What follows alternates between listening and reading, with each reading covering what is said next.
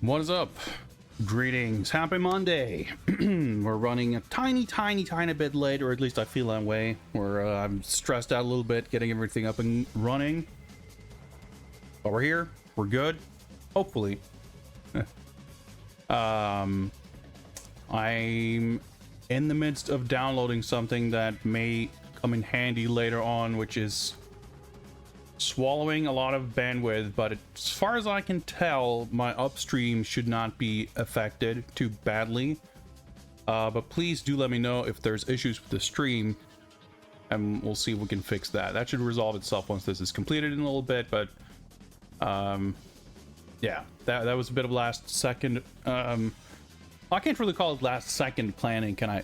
Last second prep in the absence of planning, but as far as I can tell from my end, bitrate looks good. I'm not dropping frames. I think we're fine. But as always, if there are any technical issues or something not working, please do let me know. And whether or not I have the power to do anything about it, at least I'm aware and might be able to. Anywho, we are gathered here today to celebrate the halfway mark, the 50% completion of Games Bond. We have been going for just a bit over a year and a half, and we have now completed 25 missions out of 50. We did a little check-in, a little look back after 1 year in October.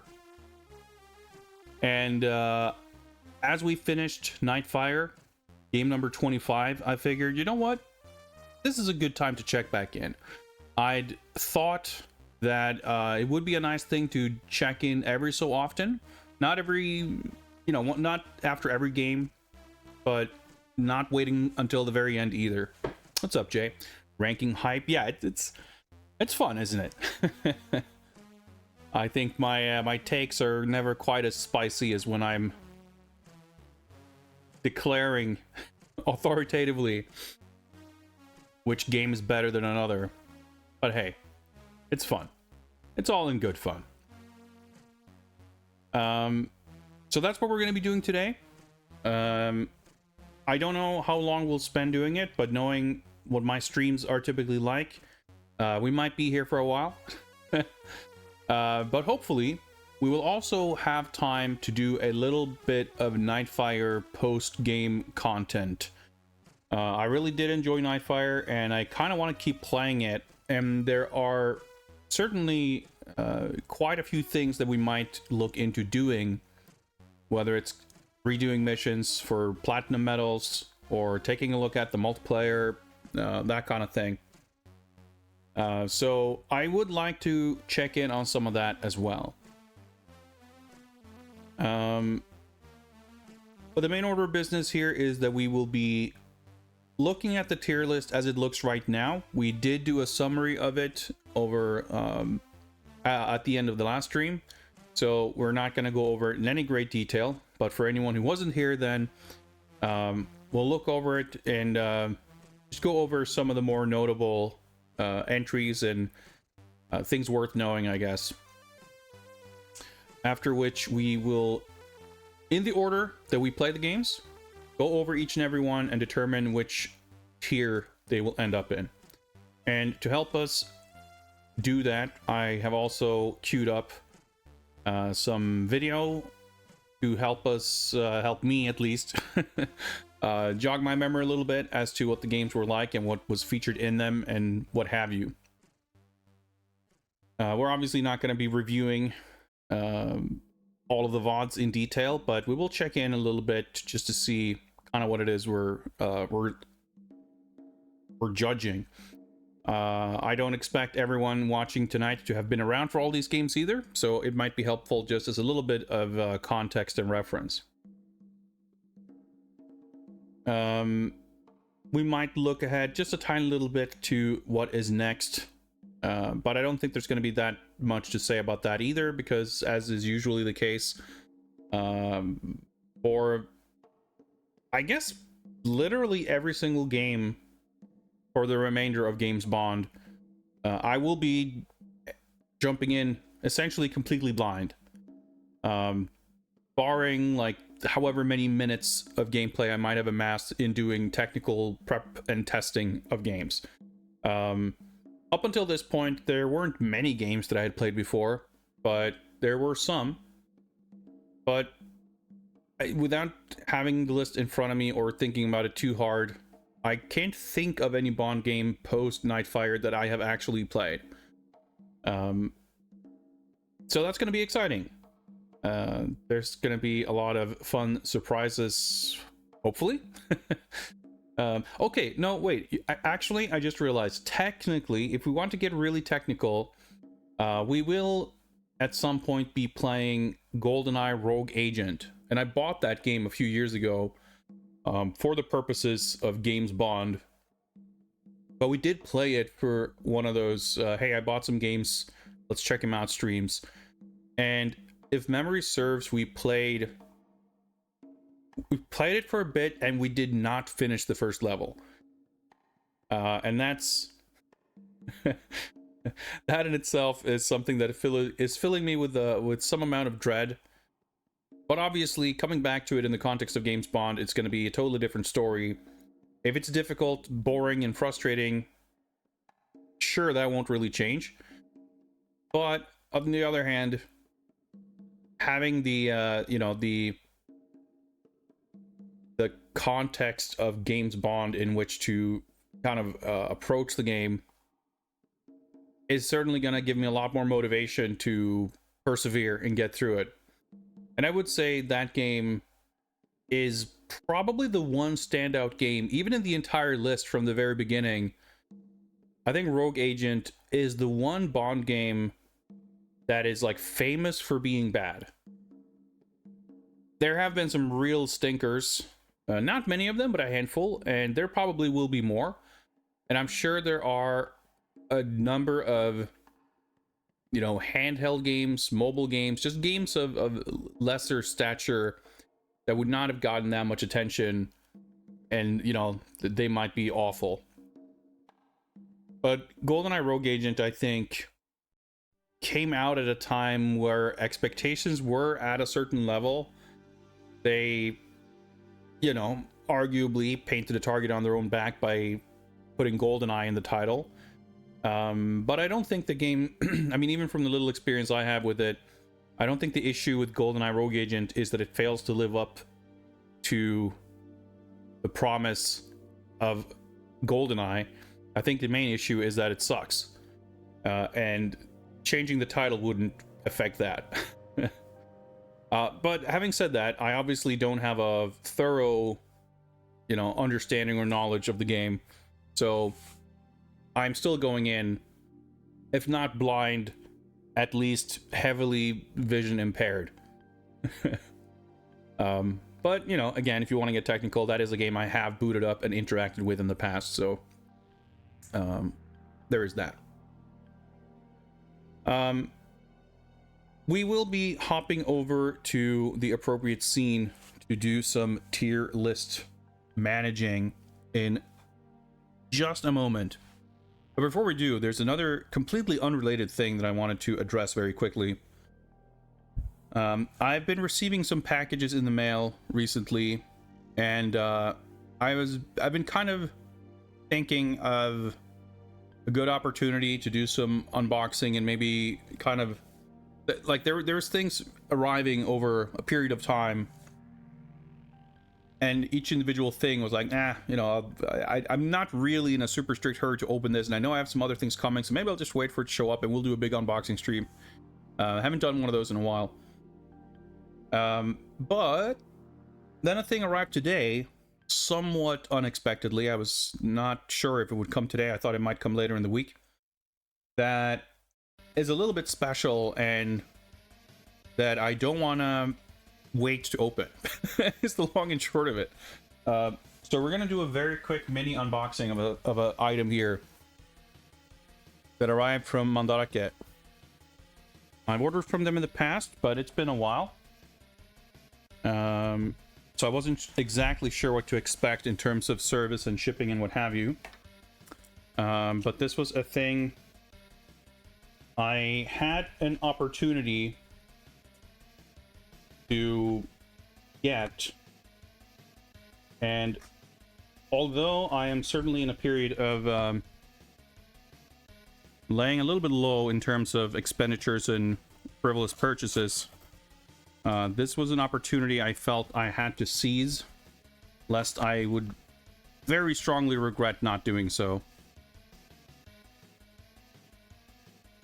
And regular and/or longtime viewers may understand why I felt that way once you see what it is, and hopefully it's worth it. Stuff here. Oh wow, okay, it's a pretty hefty box, but I guess that makes sense. Let me get this out of the way. Put it this way.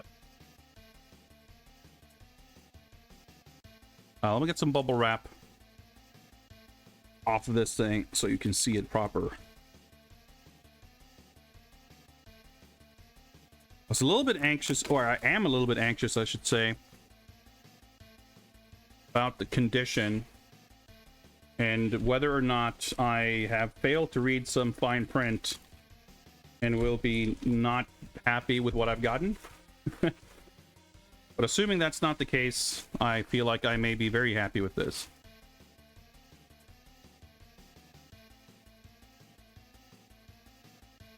This is the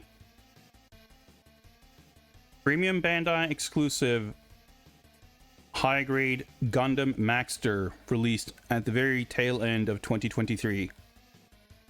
Or whatever the official date is. Maybe it came out this week? I'm not sure. Seems weird that these boxes, like this is like a premium release, but it still has this single color printed box. I guess maybe they do it that way because this doesn't actually, this would never be on an actual retail shelf, so it doesn't have to be eye-catching. I don't really know. But this is Gundam Maxter from G Gundam, which is feels weird to say that it's my favorite Gundam, but it is one of extremely few Gundams that I have any kind of attachment or liking of whatsoever.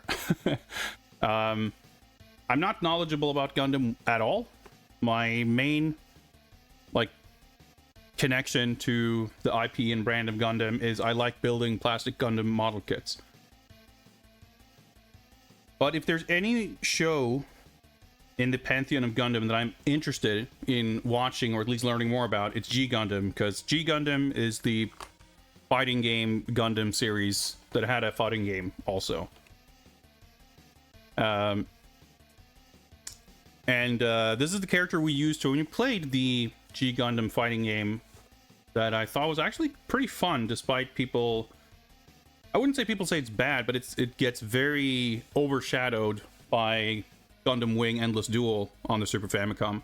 But the G Gundam game is not bad either. It's pretty cool. And ever since we played that, I thought, you know what? This Maxter fella is pretty sick. What's up, Netscape Navigator? Yeah, like I've seen pictures of other these kits, but it's still, I don't know, just seems weird that they have this like cheap look to them.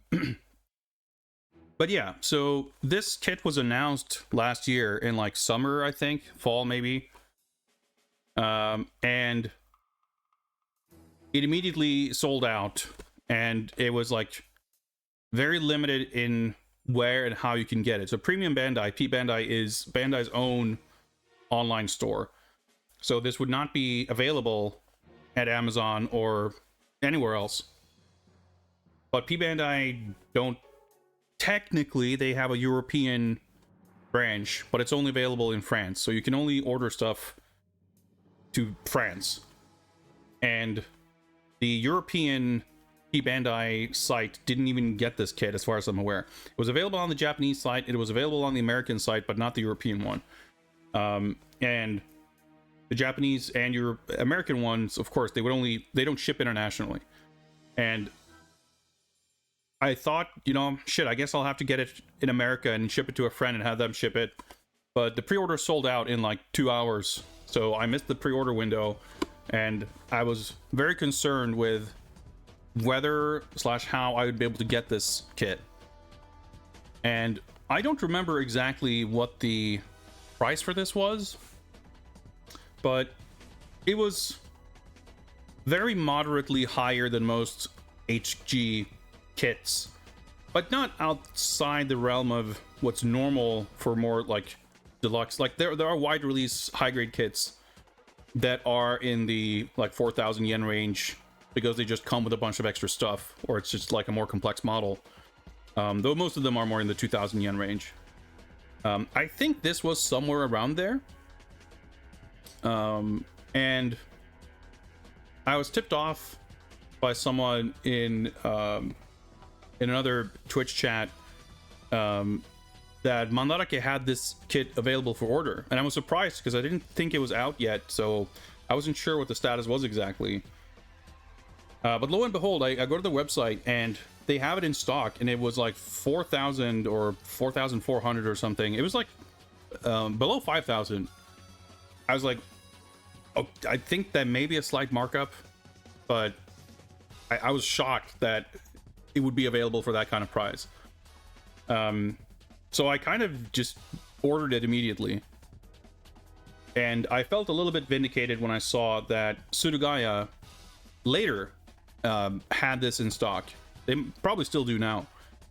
But their price was like 7,000. And even with free shipping, the shipping from Mandarake was actually very humane. So I think I paid like 2,000 yen or something for shipping. So even shipped, this actually came out cheaper than it would have from Surugaya. So let me open this up. Obviously this isn't like much to show or look at, but I was just curious, and this is kind of what I would expect. Everything appears to be here.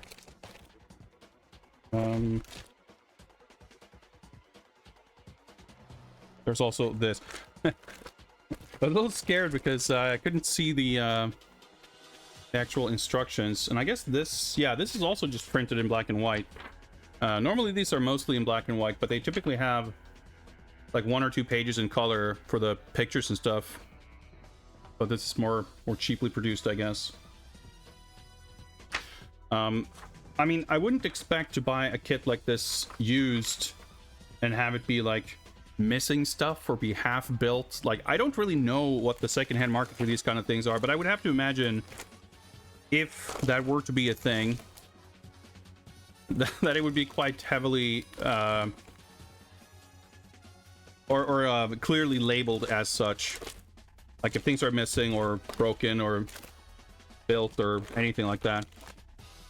And that's kind of what I meant about the fine print. I didn't notice any details like that on the listing, but I think after it shipped and I got some kind of confirmation email, the item description in the email in like the, or the like summary, whatever, order summary, said that it, like, it had the name of the product, and then like in parentheses or something in the description it was like damaged packaging, blah blah blah, like it's something that implied that things may be broken or missing, and that was after I had already paid and it was shipped and everything, so I was a little spooked. But if I had to guess, that probably basically means that it's not wrapped. It doesn't have those normally there's it's these like plastic bands holding the lid on, basically. Of course, this is the first time I've gotten a non-retail kit, so maybe these don't come with those anyway. But it's in perfectly fine condition. It's got everything in there. This is 100% the next kit I'm building, for sure. I still have, like, I don't know, 8 to 10 kits waiting to be built. But this one I'm legitimately excited to build, and I kind of can't wait. So, very, very, very happy that I was able to get this. I can rest easy, at least until they announce more kits that I really want to get. And I realized mid-sentence that I'm in a not exactly the same situation, but there is the Figurized Kamen Rider Kiba that has been announced, and I think I've been looking around a little bit at pre-orders, and I might be able to get it from America for like $50, but then there's all the extra fees and everything, so I think I might just have to wait for that to release and see if I can get it from Sudogaya, or I don't know. I'll have to figure that out eventually. But I can at least, you know, check this one off, and I'm very, very pleased with that. So I just wanted to do a quick check-in on this. And with that, now that Gundam Maxter has been secured, we can move on to our regularly scheduled programming. And by that, of course, I mean it is tier list time. So let's do it.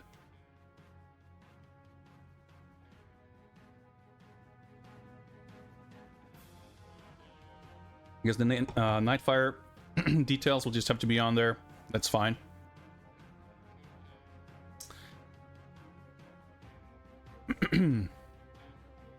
The opponent, what's up? Or a bunch of stuff from Play Asia last year, and they finally shipped. Expect to see them in April.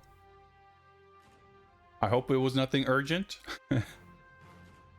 I have some other stuff I'm waiting for, but I have a bunch of toy stuff in my Big Bad Toy Store pile of loot, including the Jada Toys Mega Man figures, which I'm super excited to get my hands on. But I'm waiting to ship it because the there's a few other pre-orders that are supposed to drop kind of any moment, including the Ken figure from the Jada Street Fighter line, and there's also some Storm collectible stuff. So in the off chance that that stuff ends up like shipping and we won't have gotten around to looking at the other stuff, we might be looking at an incredibly mega toy unboxing stream, but I doubt I'll do it that way, but we'll see. No rush, because there was a pre-order. Does mean I have to deadline to expand my shelves. Yeah, tell me about it. What's up, Goaty? Welcome.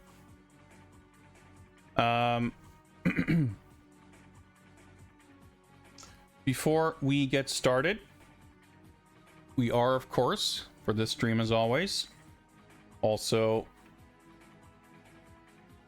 opening up for the Q-Branch Research Funding Initiative.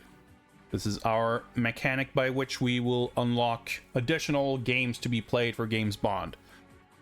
We've completed 50% of the official game list, but there are, outside of the 50 on the record official missions, a potential number of bonus secret missions, of which we have completed 4, but there are more to come, provided we will achieve these milestones.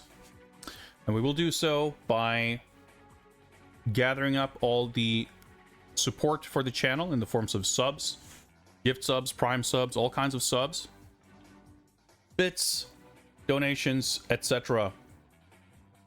And 1 bit will equal 1 Q credit or equivalent for subs, etc. So around 1,000 bits or $10, it's more or less depending on exchange rates and whatnot, will be our daily objective. So if we reach that over the course of today's stream, we will complete another objective. We have completed 2 out of 10. Once we have 10 completed, that will be the unlocking of the next secret mission.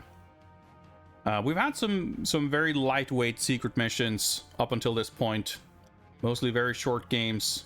The next one might be a little more substantial. I'm actually quite excited to do it, but we'll see when we get to it. Let's see. Do that. And let's get to this tier list business.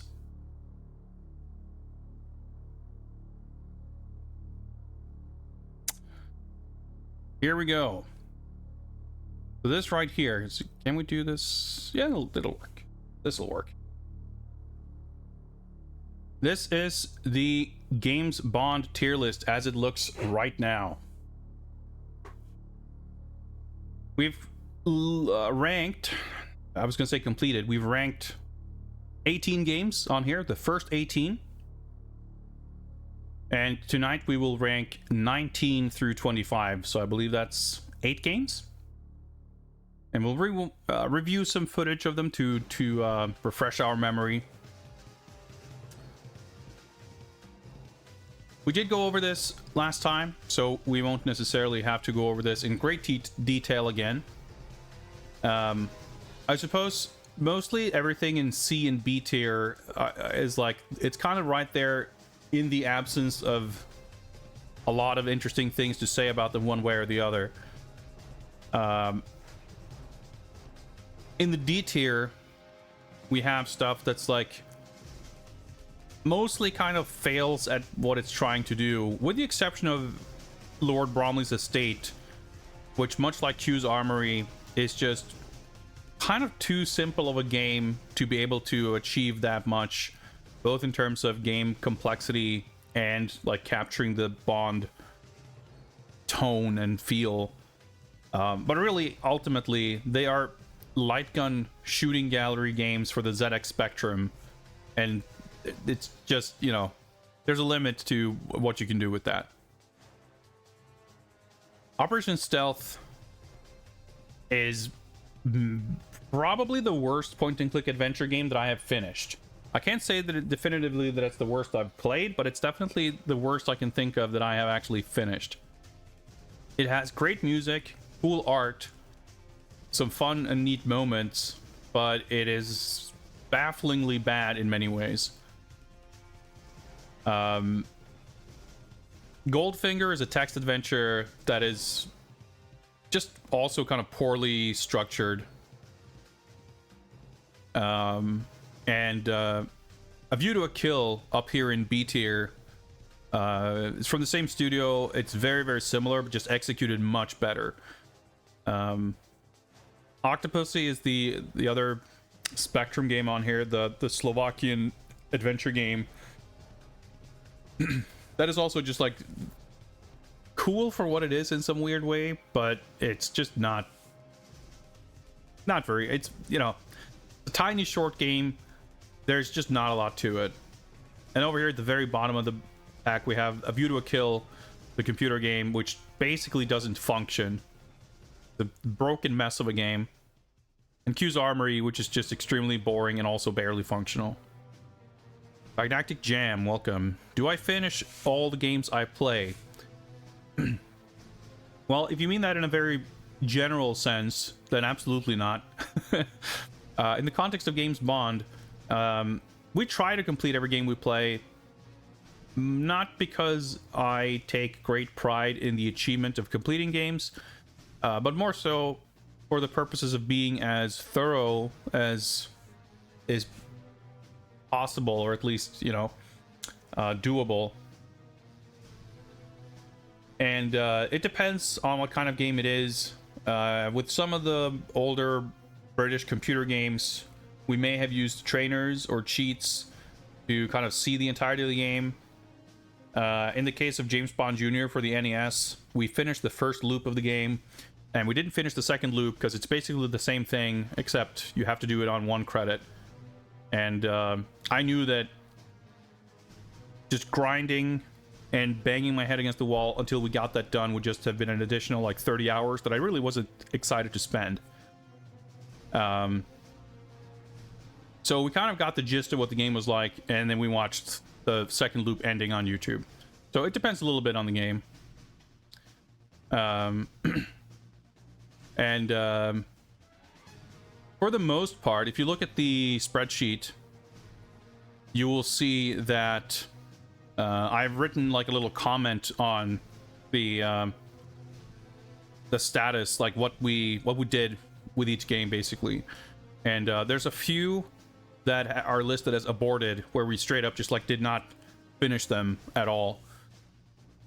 Some that we finished with some use of hints or a walkthrough or cheats or whatever it took to kind of see all of it. But my main concept with this project is not to challenge myself to complete the games, but more so to explore and learn about the history of James Bond video game adaptations. Coming to the end of my own Batman project, currently on game 34 of 36. That's awesome. Yeah, I did Batman games before we did Bond games a number of years ago, and that was a lot of fun. And I needed a break after that. So I took a break for about 6 months to a year, I think, before we started up this.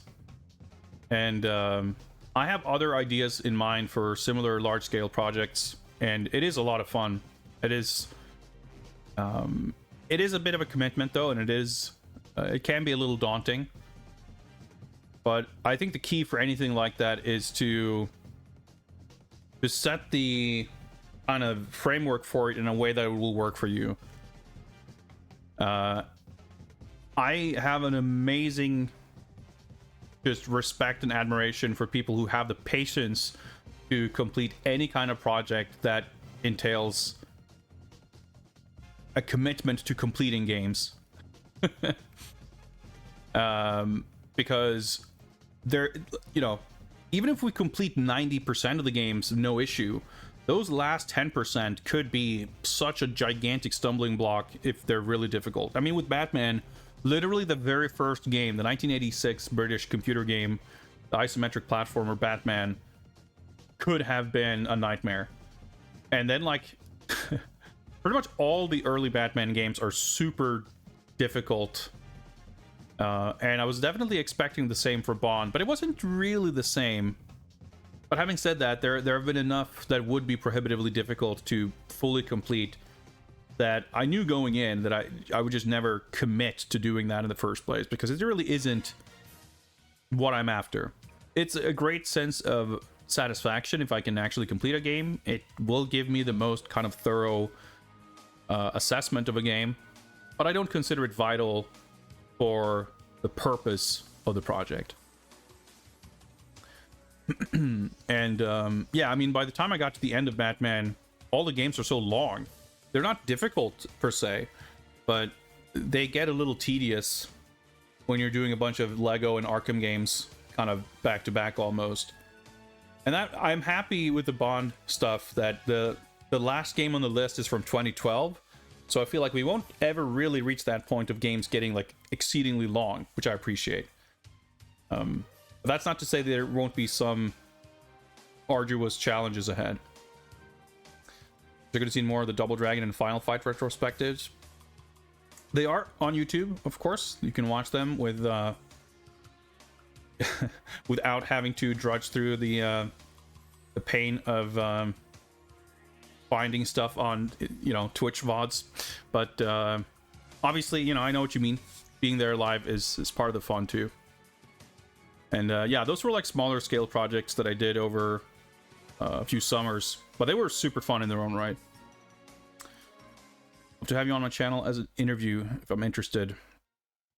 I can't promise anything, but I mean, feel free to hop into my Discord or send me a DM, or you can whisper me on Twitch, but I don't really check those, so it's entirely possible that I would miss it. But feel free to get in touch outside of the stream, and we can discuss it at the very least. So at the very top of the list, to move on, and to be clear, there is no internal ranking within these tiers, at least not at this point. So everything that is within the same letter grade here is considered, for all intents and purposes, equal. GameSpawn The Duel on the Master System, I think, really grabbed me because it was a little bit surprising. The level design, I was expecting it to be weaker than the Mega Drive game, but I liked it better.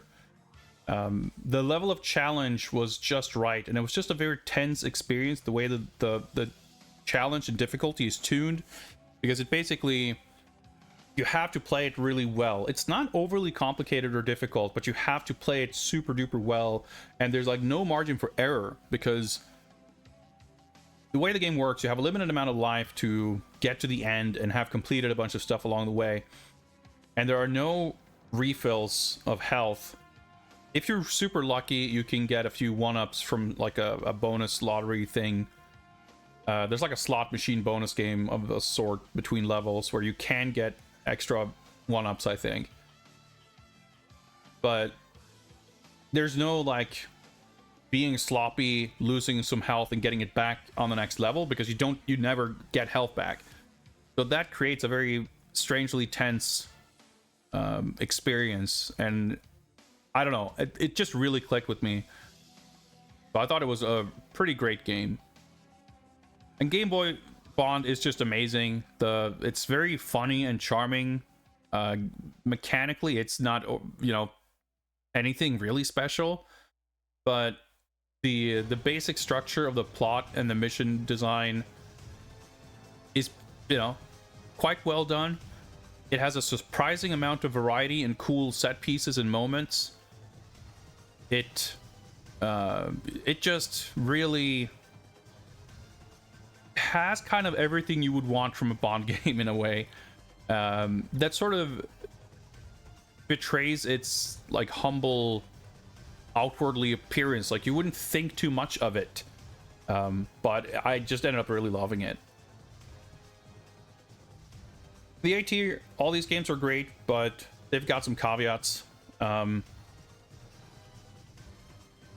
is in here. I have very mixed feelings about GoldenEye, but I have to admit that a lot of it is pretty great. I don't really like it for many reasons, but there are still a lot of things about it that are great, and I think it I can't in good conscience put it any higher than A, because there's just way too many things about it that I find frustrating and annoying to deal with. But it's still like, I feel like I have way more to say about the things that I don't like about it than the things that I do like about it. But I think that's partially because the things that are great are also kind of self-evidently great. There's, you know, shooting feels pretty good.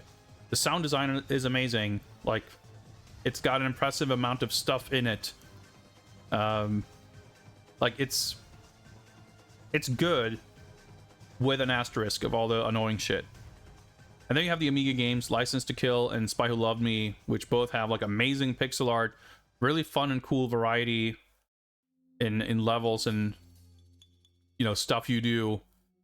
And License to Kill was like the rare Amiga game that was actually well balanced difficulty wise. It's like a fun challenge to play through and complete legitimately, whereas most of the other computer games definitely had some issue on that front. But I think that's enough for a summary of this, and we are ready to move on to do some actual ranking. So first on the list is Tomorrow Never Dies for the PlayStation. This was the only game adaptation of this film, and much like GoldenEye, it was pretty delayed and ended up coming out like 2 years after the movie. I like this game. It's fairly clunky. It was very short and simple, and I can see why people would have been very unimpressed with it after GoldenEye.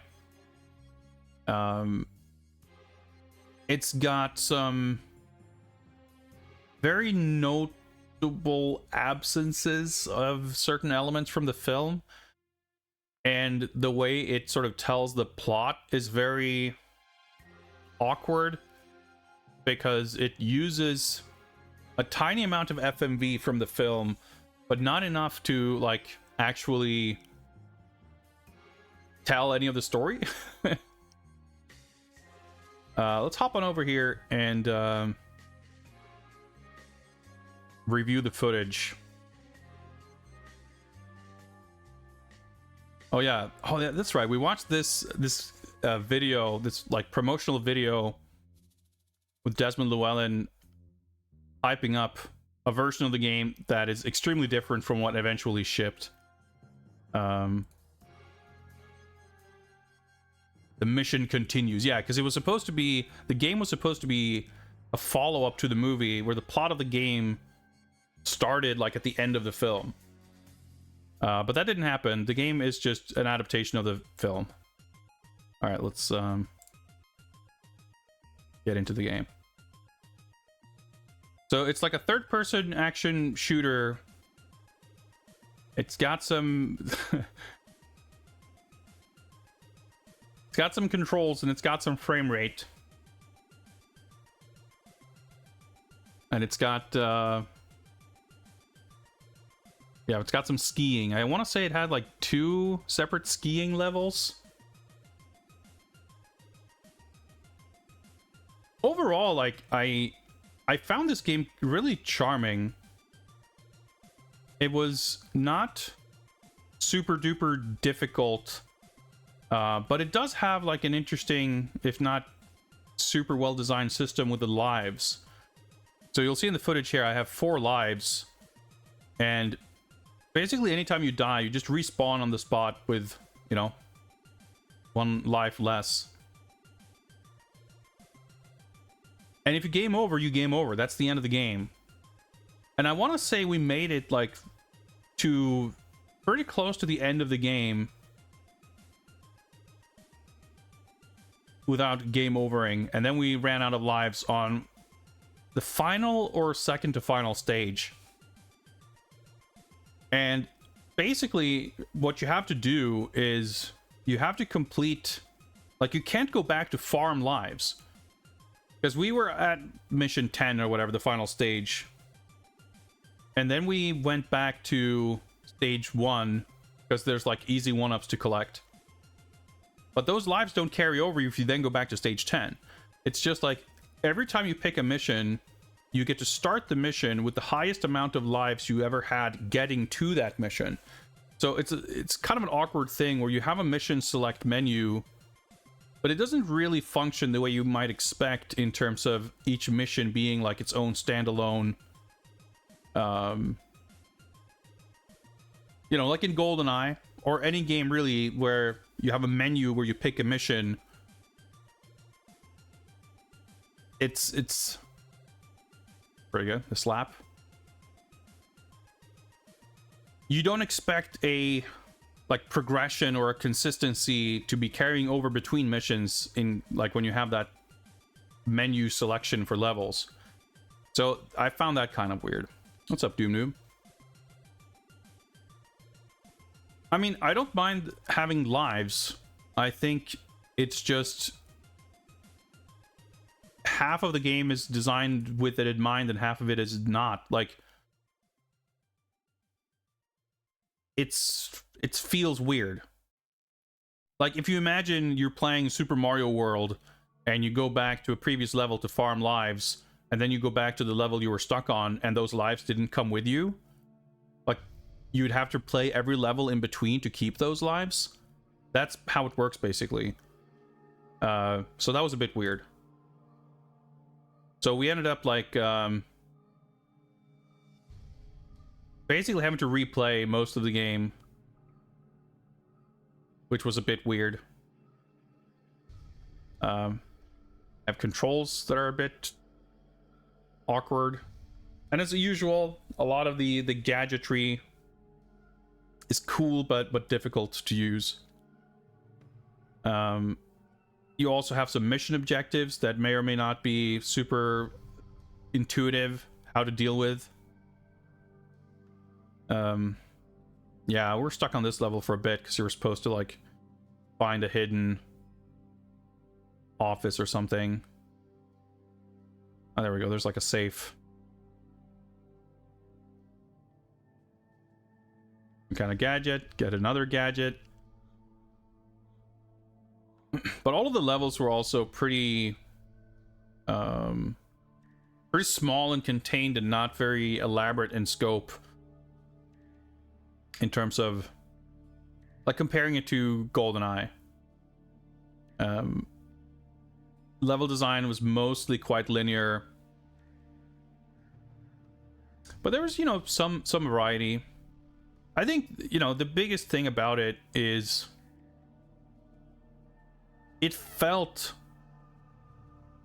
a little unambitious in a way. And you know, that's understandable given they had to like start over development to just get something together to ship. Oh yeah, here's like one of the rare instances of FMV, I believe. Yeah, because that's the other thing. It's a PlayStation game, so of course they can put video in it. But I wonder if it was, I would assume it was like a licensing likeness rights kind of thing. Because obviously they have Pierce Brosnan's likeness, but they don't have likenesses for any other actors. So I'm sure that must have meant, as far as film footage, they cannot use any footage that has any other actors in it. So they can't put any movie scenes that has any other actors in it than Pierce Brosnan. So you get a few like establishing shots of like locations and vehicles pulling up, and you get any scenes that they can include where they have 3 shots of Bond standing around doing stuff or walking across the street without interacting with other actors. So that feels a little bit strange.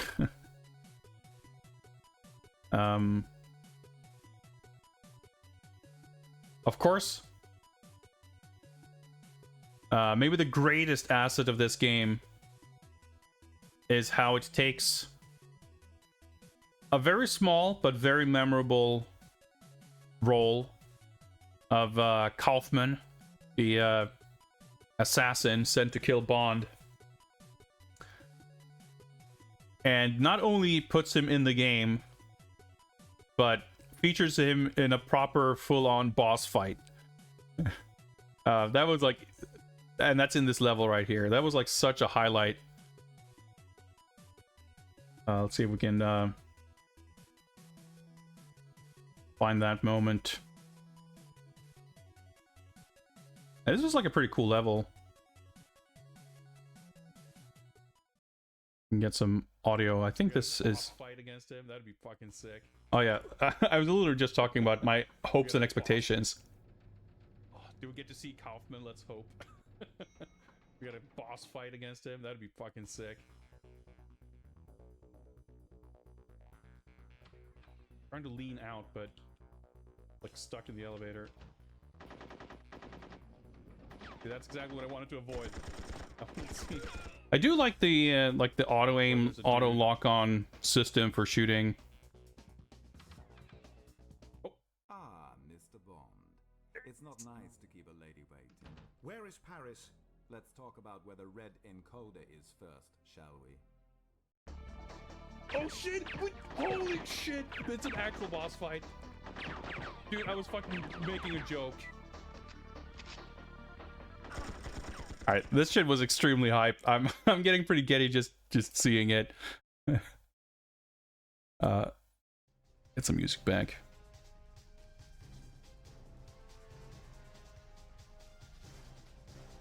Well, you say, why bother with FMV if you can't include stuff? They should have just done in-engine cutscene. Well, this game has a few of those, but like most games, like that was a recurring complaint over this like stretch of games up until Nightfire. Oh yeah, he throws like shurikens. That the storytelling is like really weak, and there's like not a lot of connective tissue to tell the story. But they have stuff like that, some brief interactions with a little bit of dialogue in this game. Like the execution of a lot of things in this are a little bit lacking in polish, but I still found it to be a really quite enjoyable game. I think the live system is definitely an issue. Another big flaw in terms of like failing to deliver what you would want from a game based on this movie is that the movie itself is quite uneven. I thought it has some of the greatest stuff in all of Brosnan's Bond tenure, but a good like half of the movie is like quite boring. But the greatest stuff mostly involves Wei Lin, Michelle Yeoh's character, and there's a big action set piece in the movie where the two of them have been caught and they like escape, and they're handcuffed to each other. So there's this big elaborate escape sequence when they're handcuffed. They end up riding a motorbike together, and there's this big like motorcycle stunt action scene that like culminates in them, the two of them fight a helicopter on a motorcycle basically, and that sequence is entirely missing in the game. It's like, you know, I understand that it's not the easiest thing to adapt. I cannot fault them for not necessarily, you know, building an entire motorcycle action game for one level. But on the other hand, like they put the skiing in the game to have like levels based on that, and I feel like they could have skipped that and put that effort into a motorcycle action stage instead, and it would have felt more justified, in my opinion. On the plus side, there is actually a level in the game later on where you play as her, and I thought that was a very cool, surprising touch. I was not expecting that at all. It's not the greatest level, but that was a cool thing they didn't like have to do.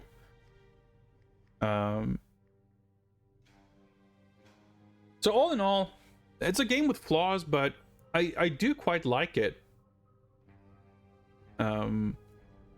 It doesn't really have any, you know, replay value in terms of unlocking stuff. It had some like cheat codes. I want to say it had like a debug mode cheat that was like pretty elaborate, but it doesn't have like mission objectives and medals and score and unlocks and stuff like some of the other games around this era.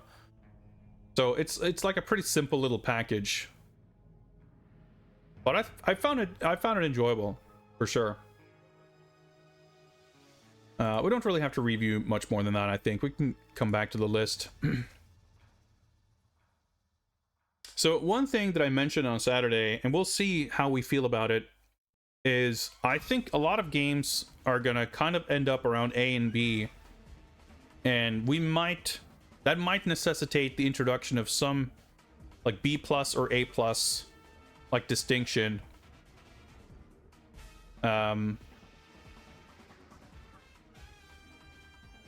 But for now, if I look at what's on the list, I feel like it's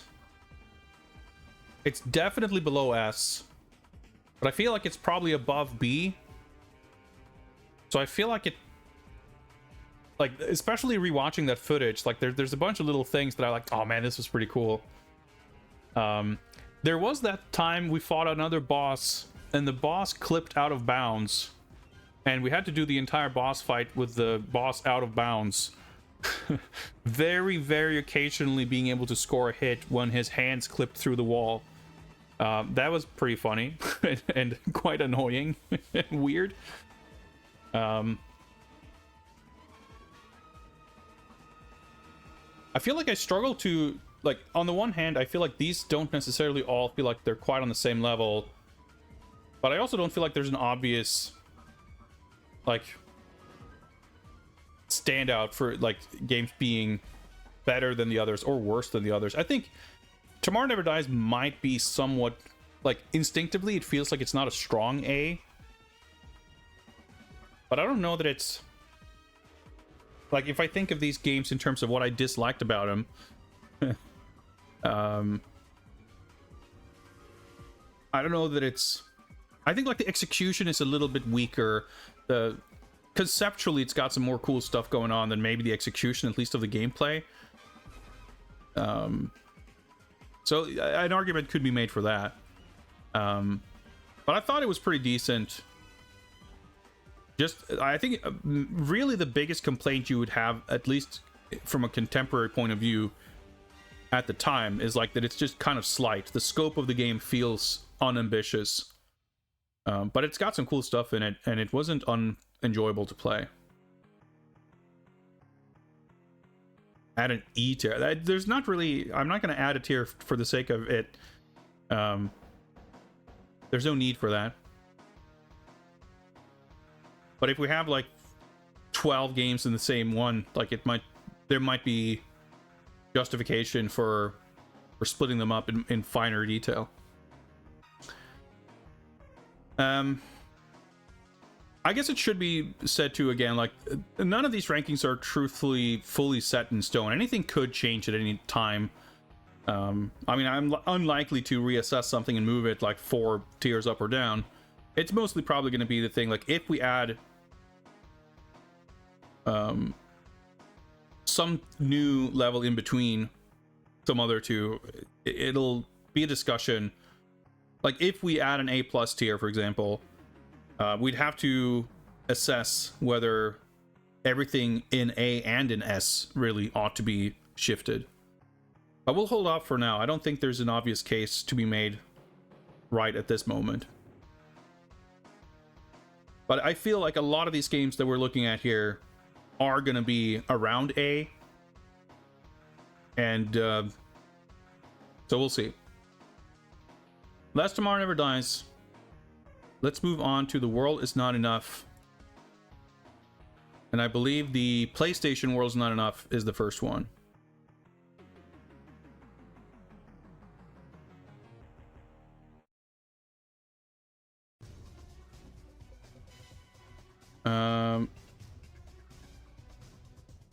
Oh yeah, one thing I forgot to mention about Tomorrow Never Dies is it did... Oh yeah, this this is not the game. We're watching TV commercials. Move on ahead. The opening, like the Tomorrow Never Dies, still up through this point has like hands down the greatest implementation of the Bond opening credit sequence, because it has two levels which are both based on the opening scene of the film, and the end of level 2 seamlessly transitions into an FMV of the opening credits, which uses the entire opening sequence from the film except with the credits replaced with the game's credits. And that's just like, wow, it's just like perfect. And it's been really annoying to me that that game did that, and then we haven't seen anything like it since. Nightfire gets an A for effort for at least having kind of an opening sequence, but it's not really used the same way. And The World's Not Enough has this kind of sizzle reel opening, and already this little opening uses like more movie footage than like most of Tomorrow Never Dies. But in fact, one thing that really shocked me with this game is the extensive use of FMV. Every level almost, I think, has a good chunk of the movie like being played at the end of the level to drive the plot forward, like to the point where you play the game and you're almost like, man, it feels like they just included half the movie. And I think that's awesome. Like, it really puts you in the, you know, the feeling of playing the movie, because they don't, you know, the levels still have enough going on where it's not like as soon as something exciting happens, cutscene Bond takes over. I mean, watch the movie version. I thought that aspect was actually like really well handled. Guys, Terminus, greetings. Thank you indeed for the kind words. Would I consider do my own recreation of the commercial? Not really, no. I'm not a certified stunt person, nor would I really have the means to film it. So, The World's Not Enough, made by Black Ops, same studio that did the PS1 Tomorrow Never Dies. And it's quite similar in some ways. They did move on to a first-person perspective for the game, and it feels more elaborate and more ambitious. You have more of these like briefing scenes which feature the likenesses of Judi Dench and John Cleese. I reckon that's the likeness, like the actual actress who plays Moneypenny, but she doesn't look anything like she does in the film, I feel like. But that could just be a casting agency headshot or something, I don't know. I forget if we get like a proper portrait of Colin Salmon later. His character shows up in a few of these games.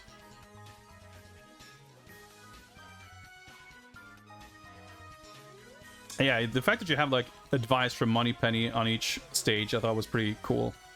I think these are all voiced. John Cleese does provide the voice, I'm pretty sure, of R. But I don't think any of the other actors do their own voice.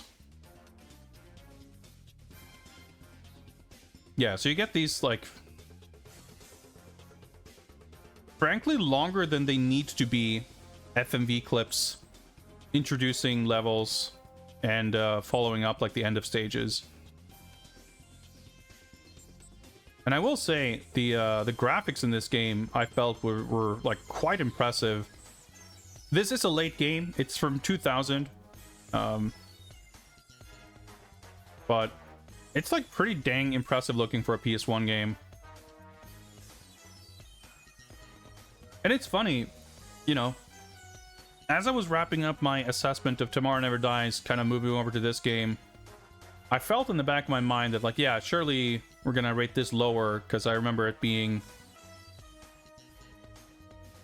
like, well, not that I remember this being worse, but more so rewatching the footage of Tomorrow Never Dies, like, man, this game was... that game was kind of sick. And I'm looking at this, like, you know what? This, you know... there was definitely some levels being a little more convoluted.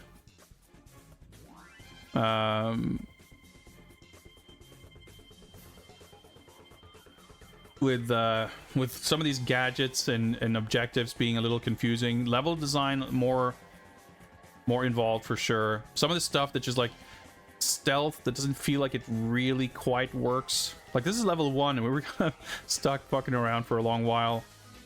Not quite understanding how that, like, fingerprint scanner was supposed to work, and there's this whole, like, stealth section. You're supposed to avoid the guards.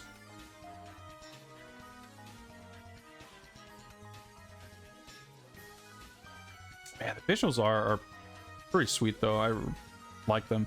But yeah, they abandoned the live system in this game, mercifully.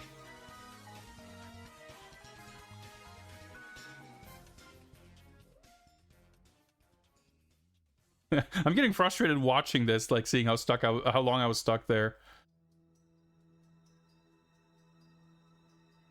Then there's, like, the chase sequence. Yeah, so here you actually get the scoring system with, like, medals and stuff. I don't think it's as, like, interesting or elaborate as what we see in like, in Nightfire. But you get these, like, medals, and I think you could get something for, like, unlocking medals.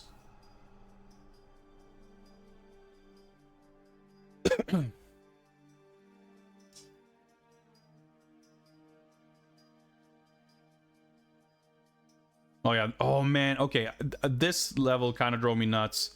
Like, that's the thing, I feel like this game had more, like, annoying shit in it.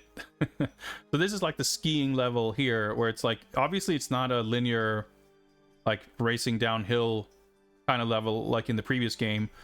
It's a normal on-foot level. You just, like, your walking mechanics are just totally fucked. Like, there's a weird inertia to your movement that makes it, like, really difficult to move around. You also have the section at the end of the level where you're supposed to protect Electra King. And I remember being really confused and kind of stuck here for a while. And it turns out that what you're actually supposed to do to beat this level is to shoot down a certain number of those, like, little helicopter vehicle things. And the game doesn't really spell that out clearly. But I guess I wasn't stuck on it for super long. Rules of blackjack. Yeah, there's actual gambling mechanics here. So this is, we're at Robbie Coltrane's, like, illegal casino or whatever, and we have to, like, earn money to make it to the high rollers table so we can meet up with him. Like, that's so sick. I love this shit.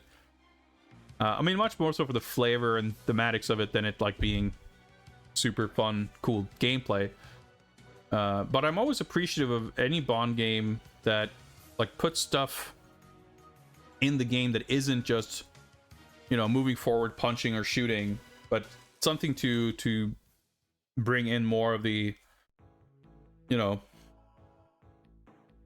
the non-action aspects, which are obviously quite prevalent in Bond as well. What's up, Jimmy Poopins? Remind to hydrate. I could use that.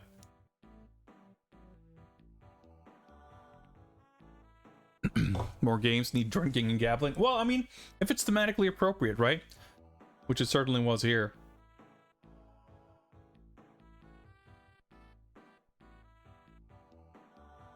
Oh boy, mansion stealth. That's going to be a real big issue for some of these games.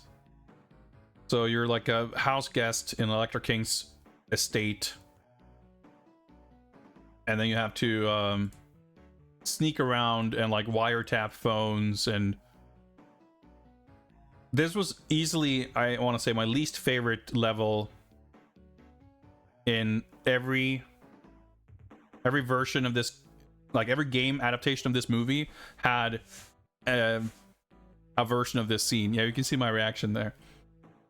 But of the 3 games, this one had by far the least objectionable version of it. It was still the weakest, like most annoying level in the game.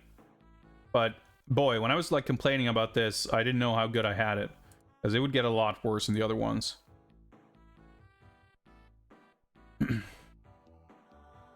So I don't know. I feel like I'm feeling a little anxious because I feel like we're barreling towards putting like 6 games in A rank, and then having to rank them one more time because they they shouldn't quite go on the same level. Oh yeah, this is when Bond is infiltrating the nuclear facility. Where in the intro cutscene he has the blue jumpsuit, but in game he still has the tuxedo. And yeah, you have the mechanics of like showing the guards your ID card, and then you have to use your or like X-ray infrared sunglasses, yeah, night vision glasses, because you have to like turn off the lights and sneak past guards, and it's like impossible to sneak past them.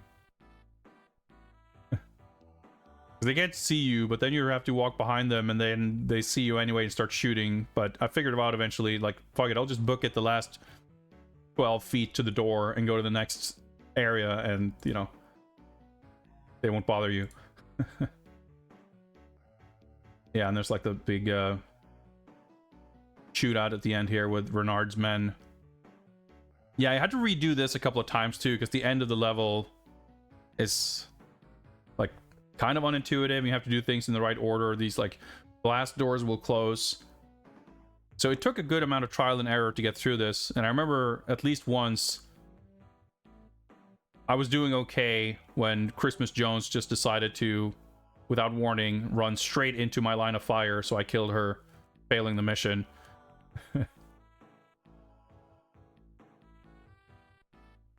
But the fact that you have these characters and you're like interacting with them, and like the mission objectives, for as much as I might complain about the unintuitive nature of them, given how you're kind of briefed on them and the poor feedback you're getting during the levels of how you're performing, and a lot of them involving like kind of specific tailor-made interactions that aren't really explained. The way I've phrased it a couple of times is like you don't really understand the objectives until after you've completed them. And that is an issue, but at the same time, like the fact is that there's a greater variety than we saw in the previous game. Yeah, so you have to like keep running here, and I wasn't really sure what we were supposed to do, and then I was like, well, okay, I missed I missed the door here, and I think this is like, yeah, mission failed.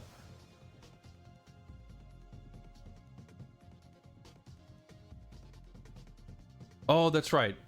We don't have part 2 of The World's Not Enough on PlayStation. Got flagged for DMCA because it has like half the movie in it. I have the video offline somewhere, and I meant to re-edit it and put it up on YouTube, but that's a good reminder that I actually forgot to do that. So we don't have any footage right now to watch of like the second half of the game. But we might have seen enough here. We can close that and hop on back over here. Honestly, I feel like this should probably go here. I don't quite feel like this should go in S tier, but I think it's better than Tomorrow Never Dies because it builds on a lot of the same strengths it adds so much more by having more, not just like by having the FMV clips in and of themselves, but making for a more fleshed out experience. The levels feel like a better like adaptation of the big moments of the film, even if it's kind of missing, like each version of the game is kind of missing different bits and pieces here and there. I think it arguably had more annoying stuff, like more, like I feel like I died more and like had more issues. Like Tomorrow Never Dies, if I had understood how the live system worked from the beginning, I would have maybe been a bit more careful to not lose lives and made sure I had enough lives on my first go around to beat the final level. And if I'd done it that way, I would have completed it much faster. The World's Not Enough, I felt like I had to spend more time doing and redoing each level over and over. But you know, it wasn't entirely unenjoyable to do it that way either. Like there's just more to it. I said that Tomorrow Never Dies' biggest flaw might be that it's kind of unambitious. And The World Is Not Enough, I think, addresses that to some degree. I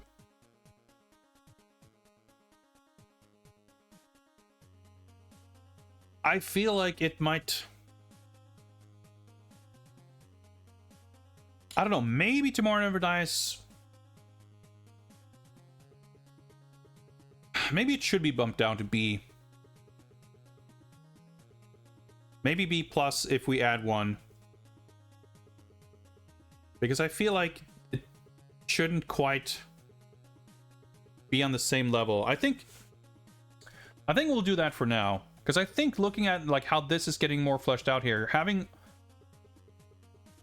all these games, especially once you start adding more games that are similar to each other, like these first 4 games, License to Kill, The Spy Who Loved Me, The Duel, and GoldenEye, they're all so vastly different that it's hard to put one over the other. But when you have GoldenEye, Tomorrow Never Dies, and The World's Not Enough, I think Tomorrow Never Dies is like clearly the weaker of the 3. So yeah, I think it's more fair to put it in B on closer inspection. But The World's Not Enough, I think, if I compare that to GoldenEye, like I can think of a lot of things that I actually like a good amount better in this game. Even though there's obviously things that I think The World's Not Enough doesn't do quite as well either. But I think I'm pretty comfortable with this. Next up, The World Is Not Enough for N64. Now this game, let's see, we're watching some commercials, reading the manual, hop on over to the actual game.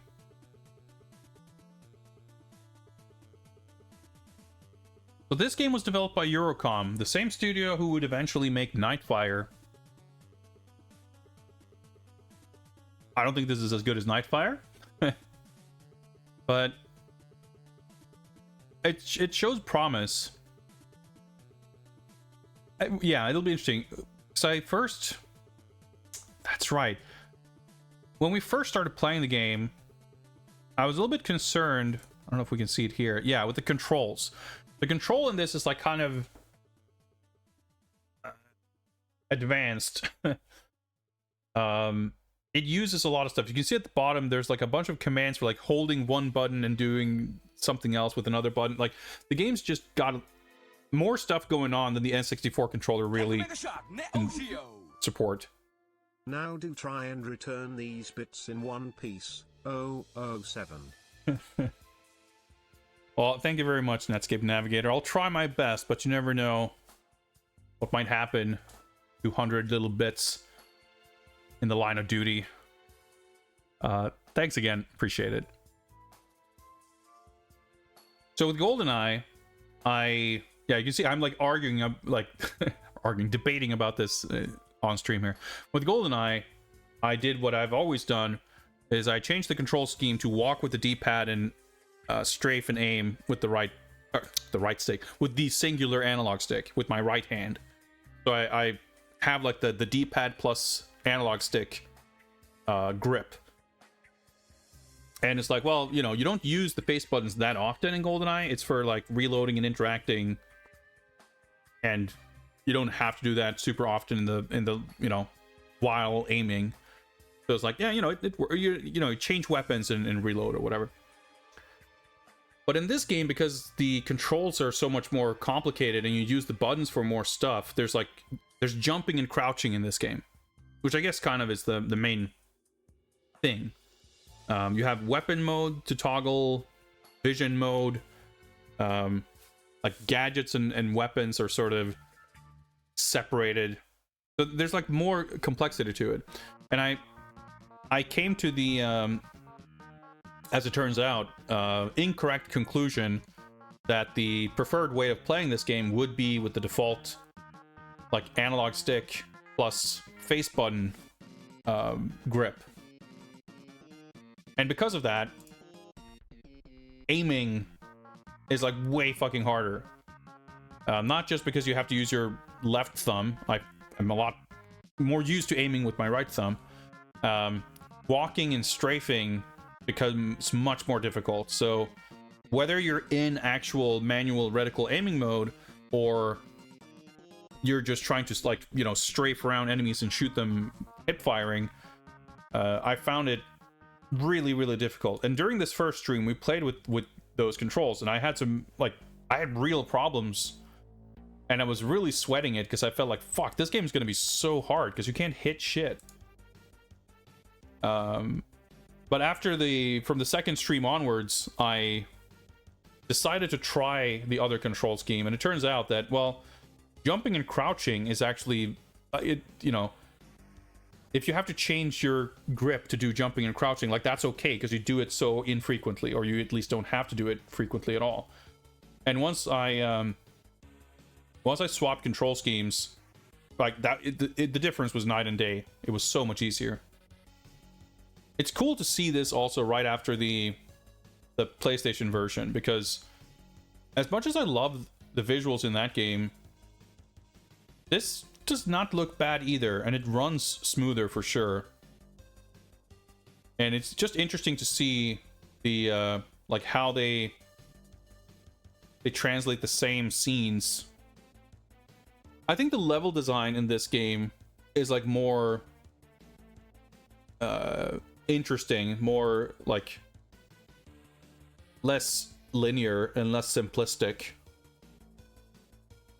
You could say that comparing the PS1 and N64 version of The World's Not Enough is a little bit like comparing Agent Under Fire to Nightfire, where they have like similar concepts. It's obviously not the same levels in the two more recent games, but you see like Eurocom's sort of more nuanced approach to level design, where the levels aren't sprawling or aimless, but it's still more interesting.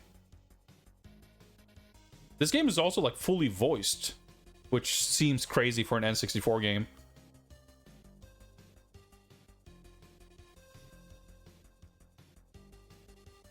And yeah, so I would have some trouble. Yeah, the auto aiming is generous, but not generous enough to make up for the controls issues. The other thing I'm reminded of is there's like, there was a thing where you like there's severe like snapping auto aiming, but it doesn't kick in until you're really close.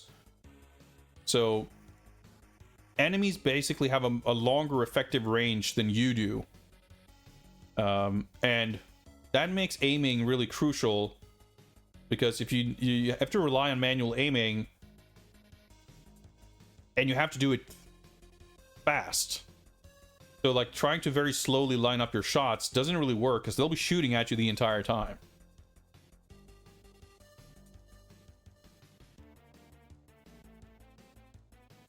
So overall, like, I think this game is much more built sort of in the mold of GoldenEye, or at least attempting to recreate it, than either of the Black Ops games were for PS1. And for my money, like, I think it succeeds quite well. I thought for sure, like, it was... You didn't hear... Like, people didn't talk up this game much, and it didn't feel like it received much credit for what I thought was a pretty impressive job of, like, taking that formula and doing something, like, kind of pushing it forward. Well, this game was quite good, had a lot of nice enhancements from GoldenEye, and really used the system's capabilities well. Yeah, I think it's like it feels more kind of advanced and sophisticated. Like the character models and the animation is really quite nice. Bond has hands in this one, unlike GoldenEye, where you just see a floating gun in front of you.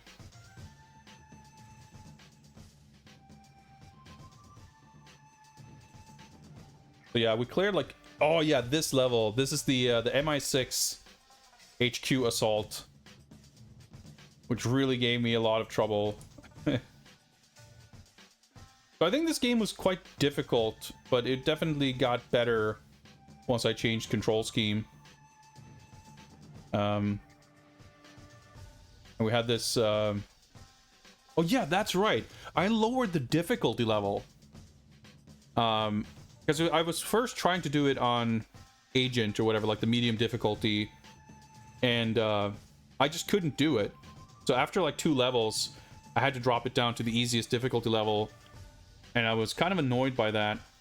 And because I was trying to remember, because I think we redid these levels on the second stream, but when I did it with the other controls, like it just it went a lot better. Yeah, damn, Bond's got hands. Look at it. It's even got a left hand. There is a bit of jumping and platforming. Some of these stuff with the crates. It's not going to be like super easy and obvious to see just from the footage, but like when I'm playing it now, I can actually aim. I can look up and down as I'm moving. I can circle strafe to round corners. Like, I can move around. Even this kind of awkward manual aiming is a little easier. But yeah, I think, like, the graphics are way more detailed than in GoldenEye. Like, stuff actually looks like what it's supposed to look like. Like, you can tell, like, it's just not just, like, gray polygons.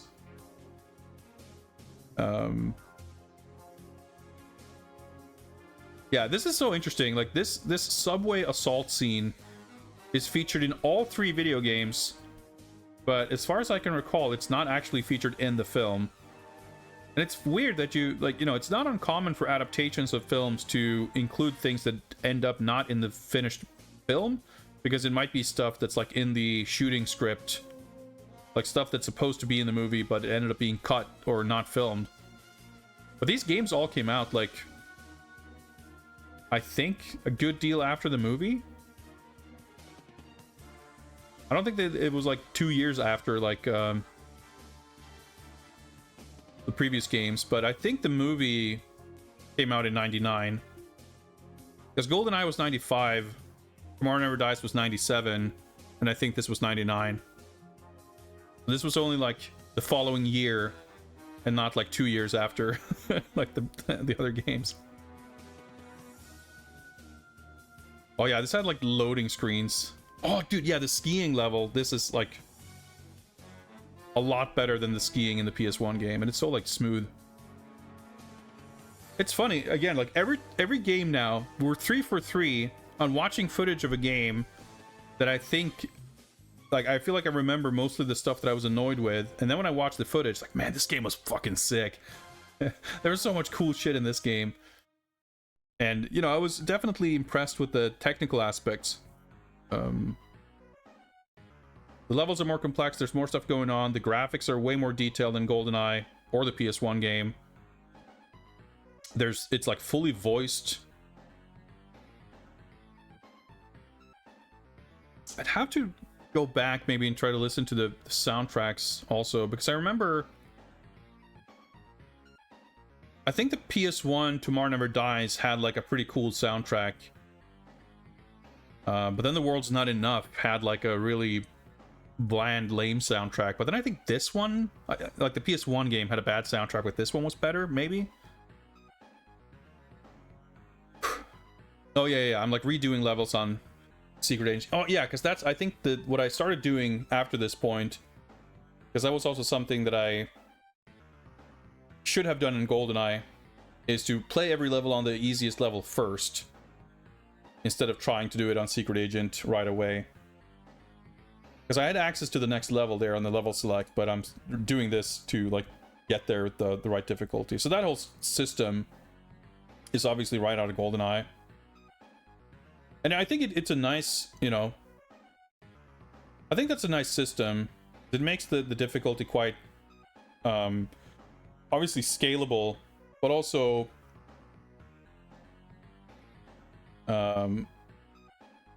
you don't end up in weird situation like Tomorrow Never Dies where you have to like replay the whole game. And you can kind of incrementally increase the challenge and do things a bit at a time. Like, I think it's a good system. It works well here too. But the level after this is the dreaded Night Watch, the mansion stealth level. And this one is like much worse than the PS1 level, because there's this whole bit where you go around the garden and you have to find a bunch of shit. And in this one they also increased, like with the difficulty level, they're kind of like GoldenEye, there's more objectives or more stuff you have to do. So in this level you have to wiretap phones, and on Secret Agent there's like 2 additional phones that weren't in Agent. But yeah, there's like a whole lot of walking around these, and this is like where the size of the levels is more of a negative, because you don't know where to go, and you fuck around for a long time, and then all of a sudden, you know, there's like an alert. I guess you got discovered here without it being an instant fail, but there's like an alarm blaring, and I don't know, it was a whole thing. I think this game absolutely technically is very, very well executed. And yeah, I think this is any worse than GoldenEye either, really. Because GoldenEye has some real dog shit levels too. Like the tank level in GoldenEye is atrocious. And that's the one that stands out to me. And I really didn't like this level. But this might be the only level in this game that I really didn't like. Because it's kind of cool in this. I don't think there's any driving levels or anything, but there was that... the whole bank level, the first one, has these kind of adventure game bits in it. Then you have the skiing level. And there's a bit at the end of the game where you have to swim underwater in the whole submarine section at the end. So you have like these kind of swimming mechanics that are unique to that level. It's not exactly super fun. Like it's stressful, but it's well done. This looks like so much better than the similar outdoors areas in GoldenEye. But yeah, like this was a pretty fucking cool game.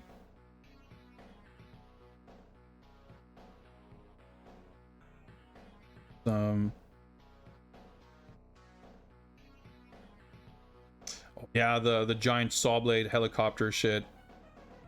To the boss fight where you find the car and you grab the rocket launch from the car. Yeah, this part I was definitely stuck on for quite some time.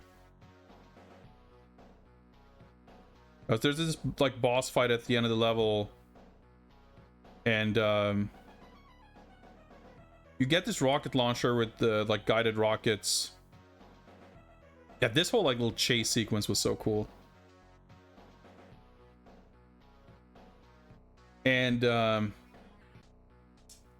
it turns out that like the best way to actually do it is to change firing mode, because in this game they introduced like firing modes, You can see it says auto, because you can swap between like single fire or like semi-auto and auto.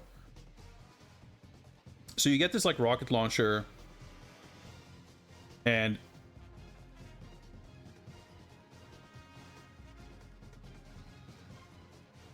you can like, I think, or yeah, no, you have this one, right? But the guided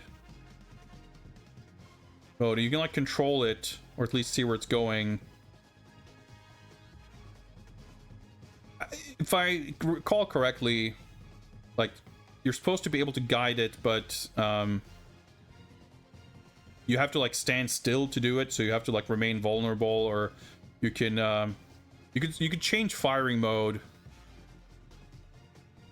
to have the missiles not be guided, and that was like the better way of doing it, and that was like not super obvious. I think that was the thing, but it was still a really cool sequence.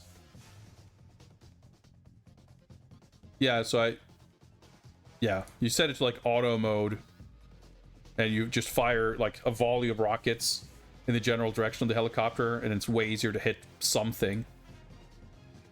This little chase level. Do a little parkour here. If I can find the jump button.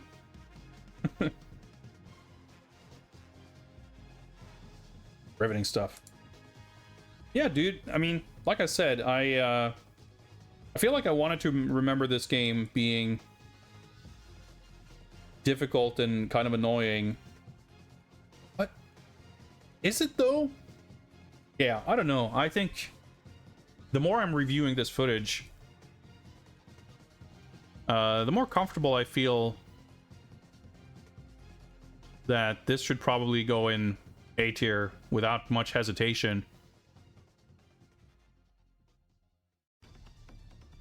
I think, I'm trying to remember. Yeah, this was the version, right, where this level, where you have to like find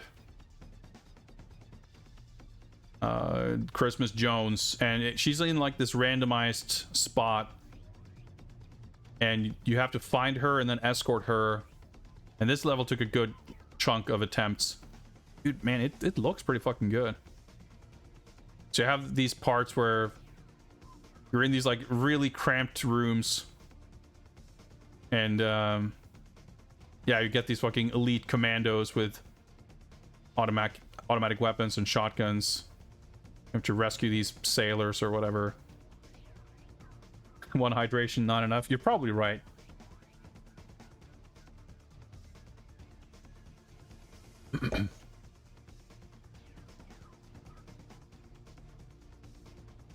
Oh yeah, this is the very beginning of that level. That's right. Like, that's why this was so annoying to have to do multiple times. Because you have to do this part first.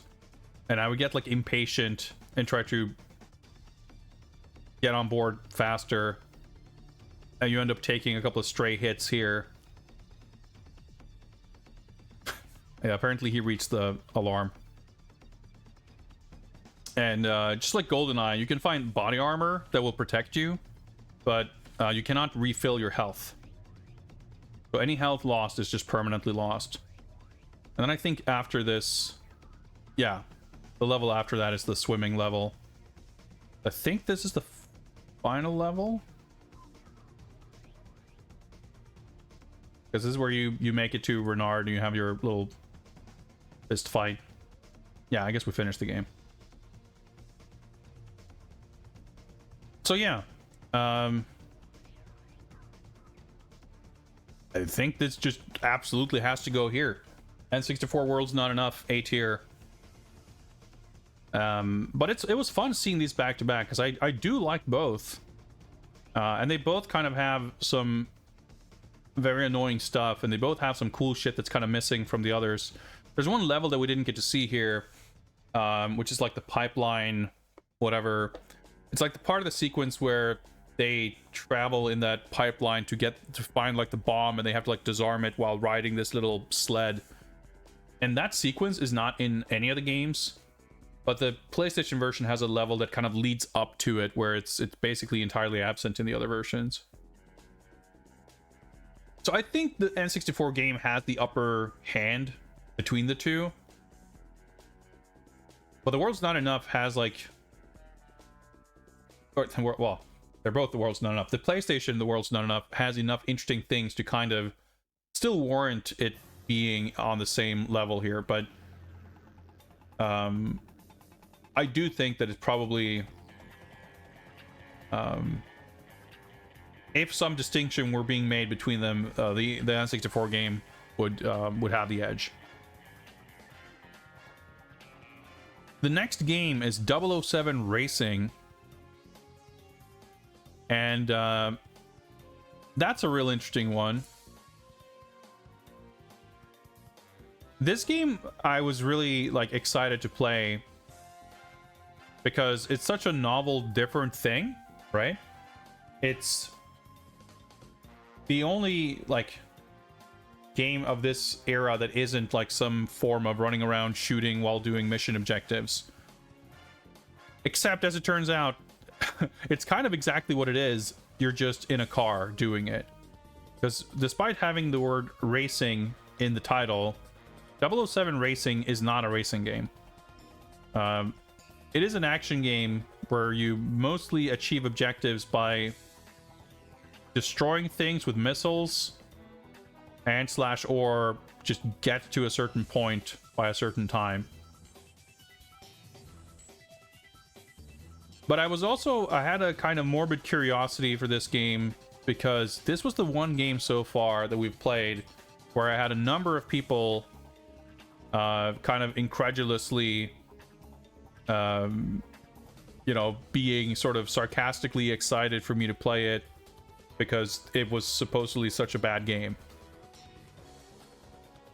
And I don't think it is. I think it's got a lot of problems. I think it's pretty sort of cheap and simple and little half-baked, you could say, in a lot of what it tries to do. Like, none of it's executed with a tremendous amount of finesse. But it had a lot more variety than I was expecting, and the driving mechanics, for someone like me anyway, who cannot, I don't know shit about driving. I don't have a driver's license. I have no interest in cars. I don't really enjoy driving cars in video games. I didn't have much problem with that part of it, because that's always my fear when I'm playing a game. Like, I wouldn't choose to play this game if it wasn't for doing James Bond. But because we're doing James Bond, this is, just comes with the territory. And I always fear that a game like this is gonna put a lot of demands on me as a player of executing, skillful driving, and me just not being able to do it. Case in point, what we're seeing right here. But that wasn't really the case. Like, the few times we've played driving themed games on this channel, which we have a few times. We played the Spy Hunter games, we played Critical Velocity, we played the Wheelman, the Vin Diesel game, and I super enjoyed all of those. And we completed all those games too. And we completed this one. But that's not to say it didn't have some difficulty spikes and problems. Oh yeah, this game has like one... I think it has 2 FMVs. There's one at the beginning of the game and one at the end. And that definitely ties in with this feeling of the game having like really kind of cheap production values. And it's a weird mix where parts of the game turn out to be surprisingly elaborate. Maybe it's only surprising because it's in the context of other aspects of it feeling cheap and unimpressive. But, there's no cool introductions to each mission. I think there's like one screen of text or something. Oh yeah, you have these weird little video clips of sexy ladies that you get for like completing gold medal on a mission or something. I forget. This was like a whole thing. Or I think that was my working theory, but it's only like it plays that clip after that one level. Because there's a whole thing where you like... Yeah, there's the cheats thing where there's a little weird video briefing. But basically, it's the whole thing where each mission, kind of like GoldenEye, kind of like The World's Not Enough, completing each level with some kind of, in a certain time or doing a certain thing, can unlock like some kind of cheat thing. But we didn't really get to see much of that because most of them were really quite difficult or not worth sort of grinding for. What's up, Will of the Worm? Yeah, dude, we got some vintage 2000 CG babes in this one. Well, I mean, at least that 4 seconds of footage of them.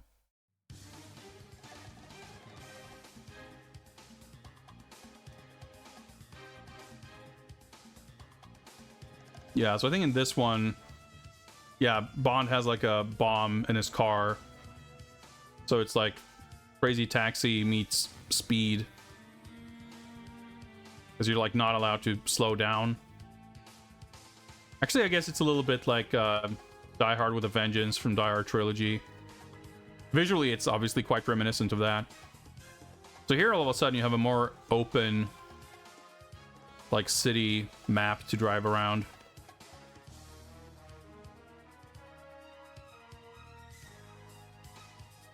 I get like the cinematic camera angle. So this right here, at this rate, I was like, man, we're, you know, once I understand how the game works, we're making pretty rapid progress. And then this one level had me stuck for like 2 hours or something. Because you have to do these like combat sequences. And then there's this insane section where you have to fight 2 forklifts. And Bond can deal with like guys firing at him with rocket launchers. He can destroy these other cars. Like everything is, you know, no big deal at all. But just you know, a forklift is Bond's like ultimate challenge. Yeah, disable forklifts.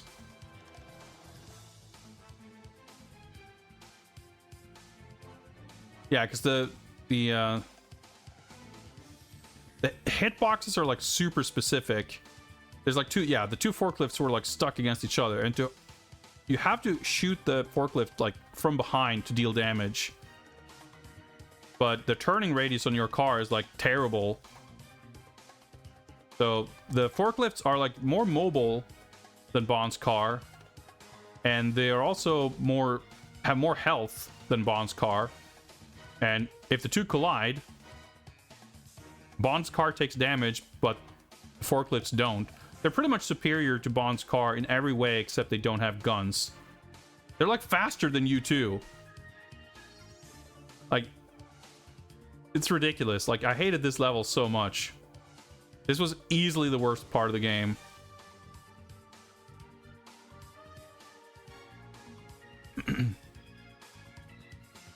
Every attempt here, you lose like 80% health on the fucking forklift part, if I even get through it.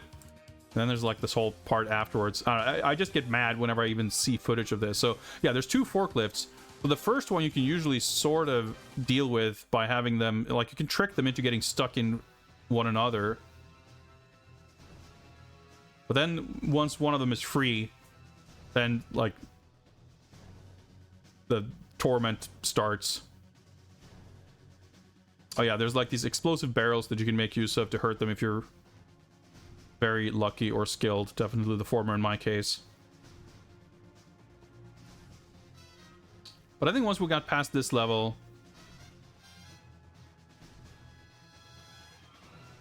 it was alright. I think I'm trying to I'm not sure if this is the same. I think this is the same level still. Yep.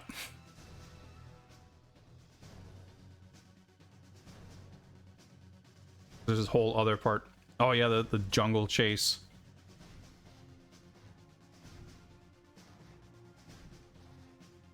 I think conceptually, like, this game is cool. I think the plot gets a little iffy because it's one of those games where the plot is just told to you through mission briefings, like instead of having it shown on screen. There's like these weird bits where they want to have like these references to older movies. So there's a level where, you know, Jaws is in the game ostensibly because you see his face on the mission briefing, and I guess he's in a car at some point, but it's like not a big deal is made out of it because they don't like have the means to make a big deal out of it within the game itself. Basically you end up with these, you know, you see Bond physically in the car but there's not a lot of like actual interactions between characters. Nothing I want to say, but not much. Some levels end up having kind of convoluted and confusing sort of scoring and requirements to complete them. But yeah, so like this is what the mission briefings kind of look like. Every level has this sort of splash screen artwork where they feature, you know, photoshopped in pictures of a character from a Bond film, and they sort of mention them. And some dude who's supposed to be Skovsky shows up here for 2 seconds, and he like runs over to sit in your car. But it just doesn't feel very fleshed out, the sort of story aspects, and having the characters from the kind of Bond universe feel like they're part of what's going on. But the missions themselves are, you know, with some exceptions that are extremely clunky, pretty fun in their variety, and like all the sort of tailor-made mechanics that they make up for each level, for the most part, create something that feels, that, you know, doesn't feel repetitive and doesn't feel too contrived. I mean, it is Bond we're talking about after all. And I think it's a good thing that that forklift stage was so early in the game, because once you get over that hump, even if a level is difficult or confusing, like, it just doesn't get anywhere near as bad as the forklift stage, and as such, you know, made it easier to put up with and deal with. And the reward when you did something well and kind of figure it out was generally pretty cool. Oh yeah, you pick up the parachute and you drive into the pit. Oh yeah, the red car there is like an assassin that was chasing Bond, and they didn't pick up a parachute, so they just fall down and explode. But you can kind of see what I'm talking about there. Like the production values don't quite, you know, they're not quite sufficient to deliver what is being implied or what is being pitched to you. So conceptually, like, you have this cool shit happening, but, you know, these kind of pictures is basically the extent of any interaction of with a character that happens. And yeah, you get this like novelization explaining what was going on. There's like a yeah, that's actually what happens here. Bond has been kidnapped, and Jaws is standing there. You know, a video is being played with a Bond villain explaining the plot. Jump ahead. And like this sucks. I hate this so much. Like fully text-based plot revelations and twists in the midst of a mission briefing. The game calls them mission briefings, but it's really like, oh, this is the narrative section of the game. And it's I mean, it's not that the plot and the story of the game is bad, it's just that, like, if the game had told a story as something that felt in any way connected to the gameplay experience, it could have been something, but this feels so weak. Yeah, this level where you're kidnapped, and it's explained in the mission briefing that Bond can, like, through a little crack in the boarded up windows, he can see a security monitor in the next room, so he can hijack the security monitor and remote control his car. So, like, the justification for how this level, like, works is extremely contrived. But I actually kind of like this level, because I thought I would hate it. But I think it's one of those things where they came up with the sort of conceit for the level, and then they had to sort of try to come up with a way to justify it narratively. And they, you know, sort of managed that. But it makes for a level that is totally different from every other, which I think is cool.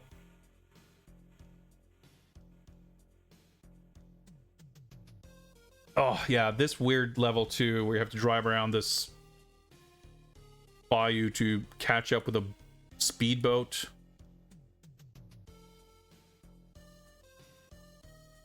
Not the best level. But overall, it was cool. Not that I personally care super much, but you have these, like, couple of different cars from different Bond films that you get to drive.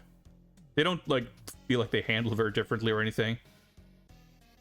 But you're inside this high-tech Bond villain lair, and you have to, like, plant the bomb inside those lasers and try to not die while that's happening. Sometimes that happens. But the missions are all, like, super short for the most part. So even redoing them, like, that's part of what makes the forklift mission so terrible, because it is not super short, and there was a bunch of stuff to figure out after the whole forklift section also. I think, yeah, this is the final level, and this one, yeah, it took a lot of trial and error to figure out, but we did it. I don't remember if we, like, looked up how to do it. I think I just kind of figured it out. But yeah, you have to, like, stop this plane from taking off, and you have to do it by hugging the engines one at a time until they explode. It's kind of a weird mechanic that isn't really used in the rest of the game. And, like, yeah, because once you once you explode an engine, the plane slows down, but then it starts accelerating again, and you have, like, a very brief window of time. I think this is after we did a couple of attempts and actually figured out how to do it. Yeah, because it's gonna, like, turn around. That's why I'm, like, waiting here. You shoot a missile at it or whatever, and then you drive off a cliff. But it's, like, it's an awesome level when you understand how to do it, but you can't, like, rely on previous experience or skills to know how to do it, because it's, again, you have these sort of bespoke mechanics for each level that aren't really explained. But it's a pretty cool finale. And they have a tiny little CG cutscene. Oh yeah, the gremlin-faced CG Pierce Brosnan. All in all, though, like, a very enjoyable game, despite some flaws and shortcomings. Especially in light of everyone sort of telling me that it's awful. I found it enjoyable. I don't know that I'd be super eager to go back to it, but I would say sooner than, like, bringing it up for its noteworthy terribleness, it is an interesting novelty that kind of stands out in comparison to most other Bond games, especially in its era. James Bond will return. Indeed. So, I'd say it probably goes here. It's definitely better than these games. But it also very clearly has issues and annoying aspects, and, like, it's held back by its not lack of ambition, but if anything, I think the ambition in the design of it and how it, what it tries to do with the concept, like it really does do a lot with it. But it feels constrained by its budget and sort of scope of the presentation of it. Like if you'd fleshed out everything outside of the gameplay with like cutscenes and sort of refined a few elements, like that could really elevate the game a lot. But what is there, I think, is actually pretty dang good. And the premise, not of the title 007 Racing, but the premise of what the game is actually about, like mission-based sort of driving action in the world of James Bond, it really doesn't do a half bad job of delivering on that premise.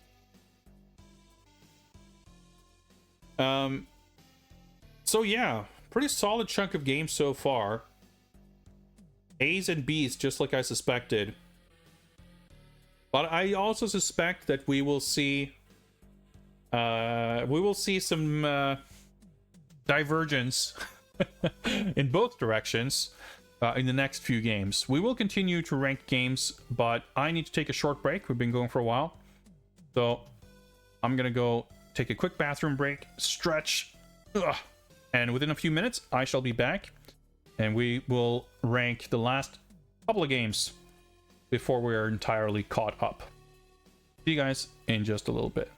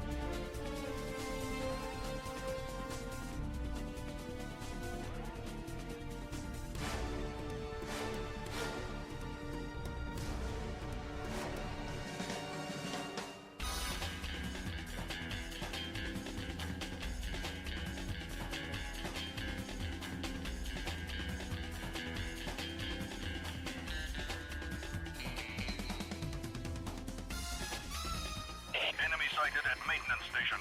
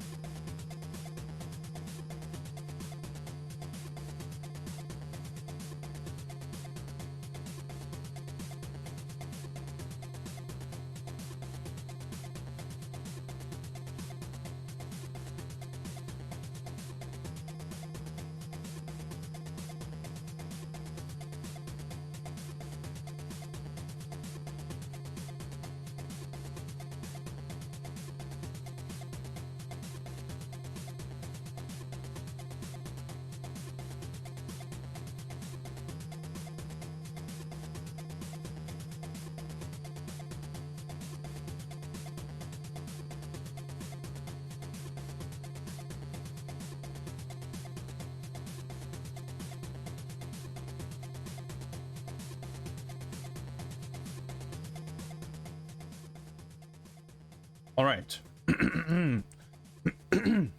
I have returned.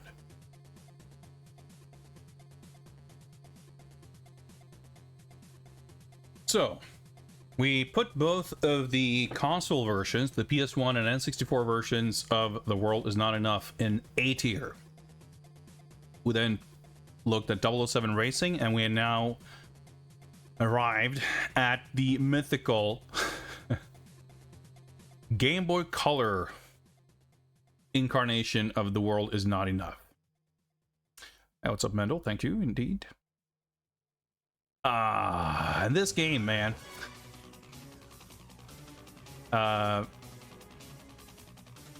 This game is not good. I wonder if... Oh, let me mute the video. The manual made it seem like it might be exciting. And we get some noble attempts at movie stills with Game Boy Color, you know, means. But most of them you can kind of barely make out what they're supposed to be.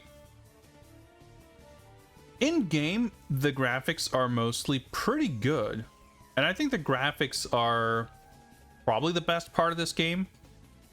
I don't know why Bond is apparently wearing some kind of janitor's jumpsuit. That's definitely a weird thing. Oh yeah, he's got the the swaggery walk. I forgot about that. But like, look at the tile set and the animation. Like, the art's actually pretty cool. And the problems aren't immediately entirely obvious with the game, although they kind of should be. Or I should have, I don't know. I was trying to be charitable when we first started playing it. And I was like, you know, it seems like it could be sort of cool. But it really is not. So this is the bank level that we saw before. And gigantic level that you just wander around forever. But this is like kind of when the real problem is revealing itself too. The combat in this game is horrible. So the animation's pretty sweet. Like, I thought it was kind of impressive and noteworthy that Bond even has diagonal walking sprites, because that, you know, you could easily get away with not having that, right? But the animations for punching and for shooting are like, there's far more frames of animation than there need to be, but more importantly, the animation timing is terrible.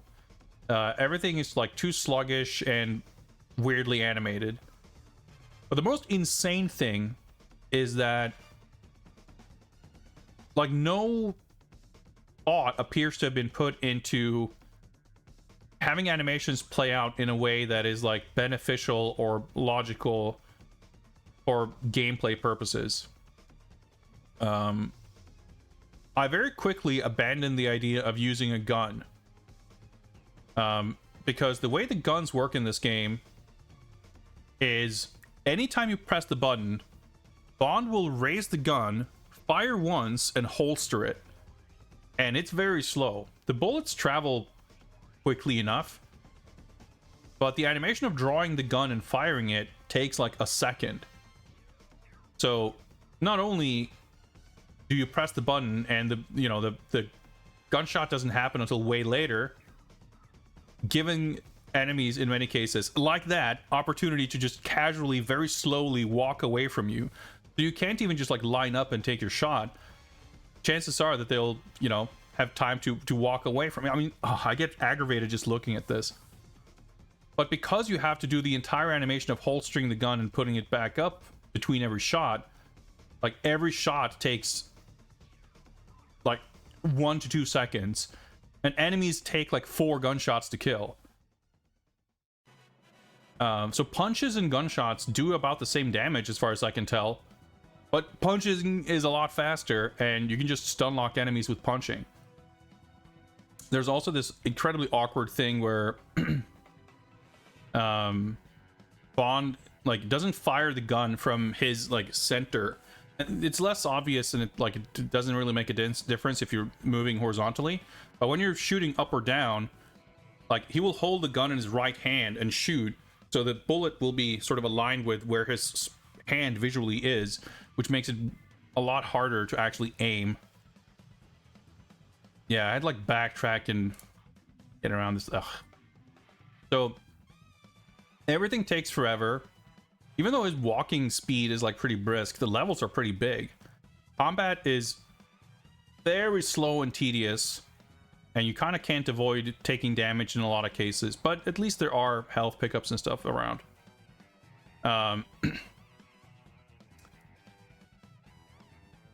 then yeah, you have more mission briefing type stuff with I mean, it's funny that this game has the likenesses for Judi Dench and John Cleese when you can barely fucking make anything out. Like, imagine if they had just done like proper pixel art portraits of these characters. It could have looked great. But no, we get these like barely decipherable movie stills.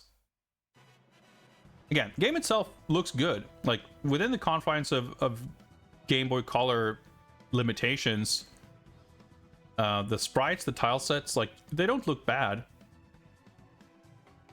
but the visuals are not this game's problem. As far as stealth goes, well, the game kind of has one stealth section, but it is absolutely absurd. And that's the level after this, I think. Yeah, there's a bunch of this shit. Yeah, this is the... Oh no, this might be level... There's like fewer stages in this, thankfully. But there aren't any good levels in this. There are just levels that are slightly less painful, or they're shorter. But yeah, this is the MI6 headquarters, and you have to like find a secret computer room, and like the mission objectives are can't really understand them. You have to find the computer and whatever. So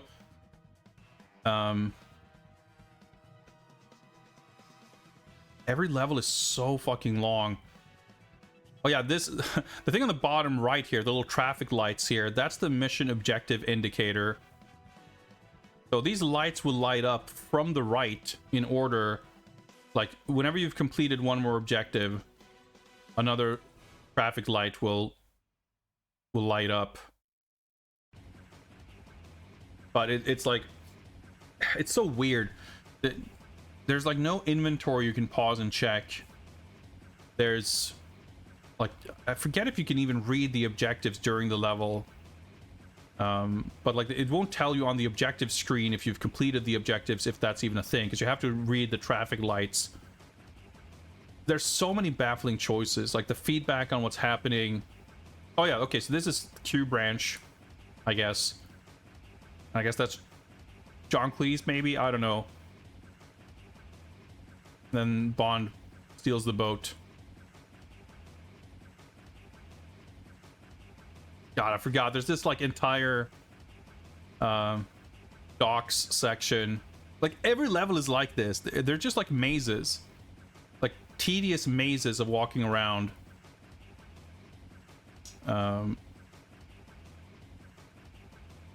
Oh yeah, here, this, Jesus Christ, welcome to hell. This level right here, this is the mansion stealth level, and you just saw what happened there.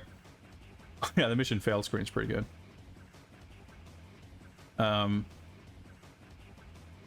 If you get spotted by a guard, it's an instant fail. If you touch a laser, it's an instant fail.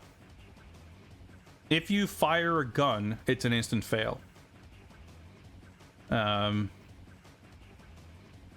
So you have to like wander around this like sprawling giant mansion and pull switches and collect keys and like do whatever else to unlock doors in a sequence to get where you need to go. And the level layout in the mansion here is basically designed for you to have to traverse the entire extent of the map back and forth like 3 times to get through it. So the level started at like, I'm curious to see the timer here. Yeah, like 117 or so. So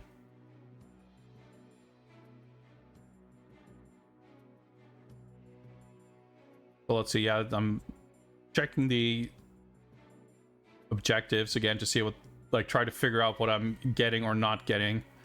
But I want to see here.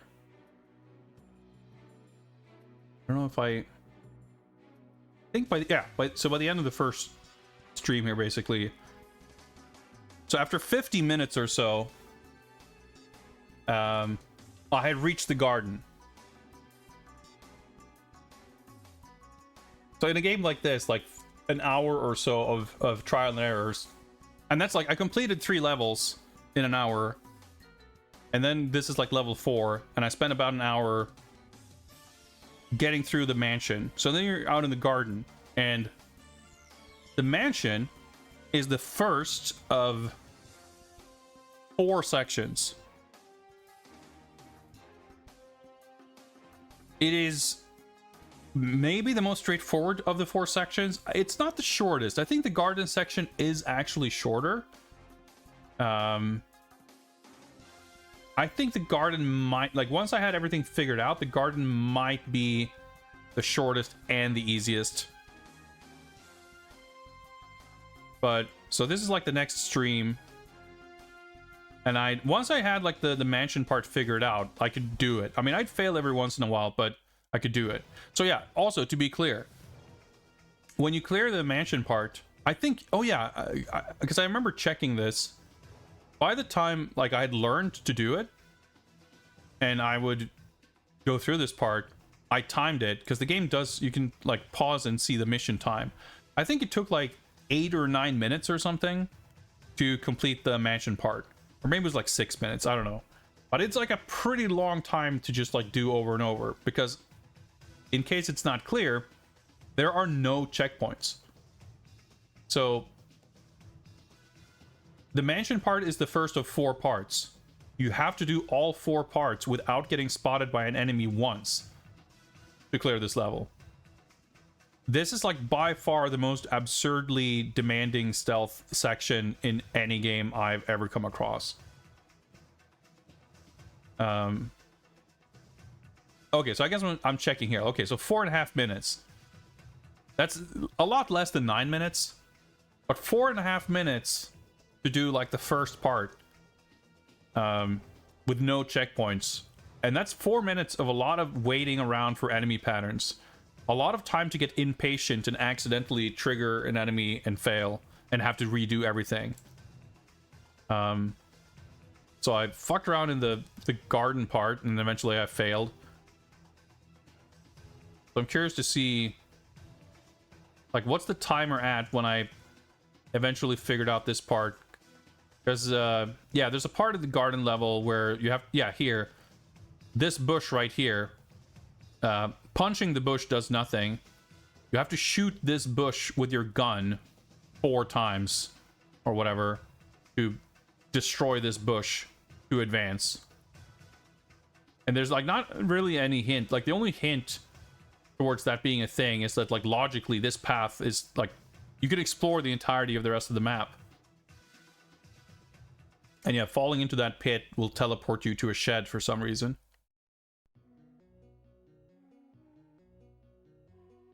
Yeah, I might have looked this up in a guide. I forget. But I'm at 3 hours 55 here. Yeah, so you have to just shoot the bush with a gun to advance. Very, very logical.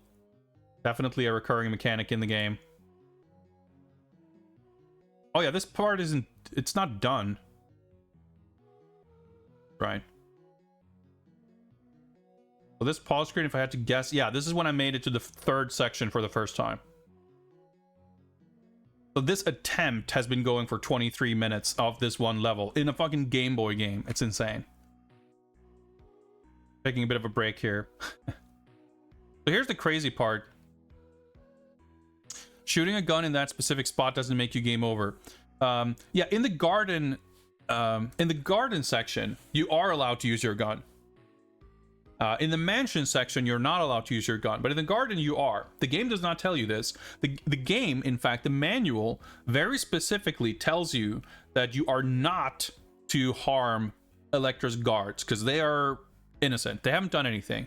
So you have to use stealth. You're not allowed to harm them. But in the second part, you have to shoot a couple of guards. There's spots that are impossible to get past without killing guards. And the game doesn't reprimand you. Like, that's the thing. In the first section, when you're in the mansion, hitting a guard with a bullet is not like a punishable offense. But firing the gun will instantly fail you. But once you go outside, firing the gun is no longer illegal. And the manual's claims that harming the guards has any kind of impact on anything. The idea that the game keeps track of whether these guards are allowed to be harmed or not is a complete fabrication. No such mechanic exists in the game. You simply cannot shoot your gun while inside the mansion. But that's not how the manual or the game itself explains it at all. So it took me a long time to even try firing the gun in the garden part, because obviously the only thing I knew was that in the mansion it'll fail the mission. So I had to wander around very carefully, like eliminating other possibilities before I even tried shooting it. And when I realized I could just fire the gun, it's like, okay, that's cool. So this is the third part where we have to trail that guy. So you have to follow him, and he's gonna walk, and then he's gonna run, and then he goes somewhere, and yeah, I lost him. Where'd he go? Mission failed. So that's 23 and a half minutes leading up to that. And the game doesn't explain what you have to do here. You just have to follow him. That's the 4-hour mark, which is what, 2 hours, 40 minutes of gameplay trying to figure out this level. So that's like yeah, I got it down to like 4:19 to clear the mansion part. And I'd clear the garden part at like, oh well, I failed it. The next time I got here, I'm just like curious to see this. I probably would have checked my time. What's up, Jesus on Wheels? Welcome. We're reviewing some footage of games we played previously for the purposes of placing it in a tier list. So, like, you can get close to him and he won't see you, but you can see that, like, once he starts running, you have to be really close to not, like, for him to not get away from you. But basically, you have to memorize his path throughout this entire section. And this section is, like, way too long. It's much longer than it should be. Oh, I love this. Like, the color palette very gradually shifts as night falls. That's such a cool effect. So basically, like, you can't really stay further away to try to be safe as to not get spotted. Because you can barely, like, keep him on screen. But at a certain, like, specific points, he's just gonna, like, turn around. And I can't believe he didn't catch me there. But basically, like, this is me doing my best to just, like, keep up.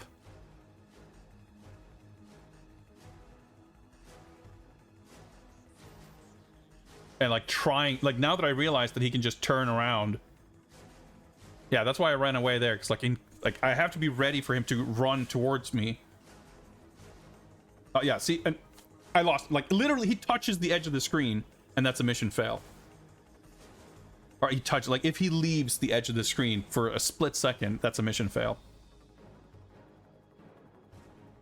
So eventually, what I ended up doing was using a cheat code that makes it so that guards can't see you. And even with the cheat code, like, you have to be on his ass, or obviously you can still fail this part if you lose him.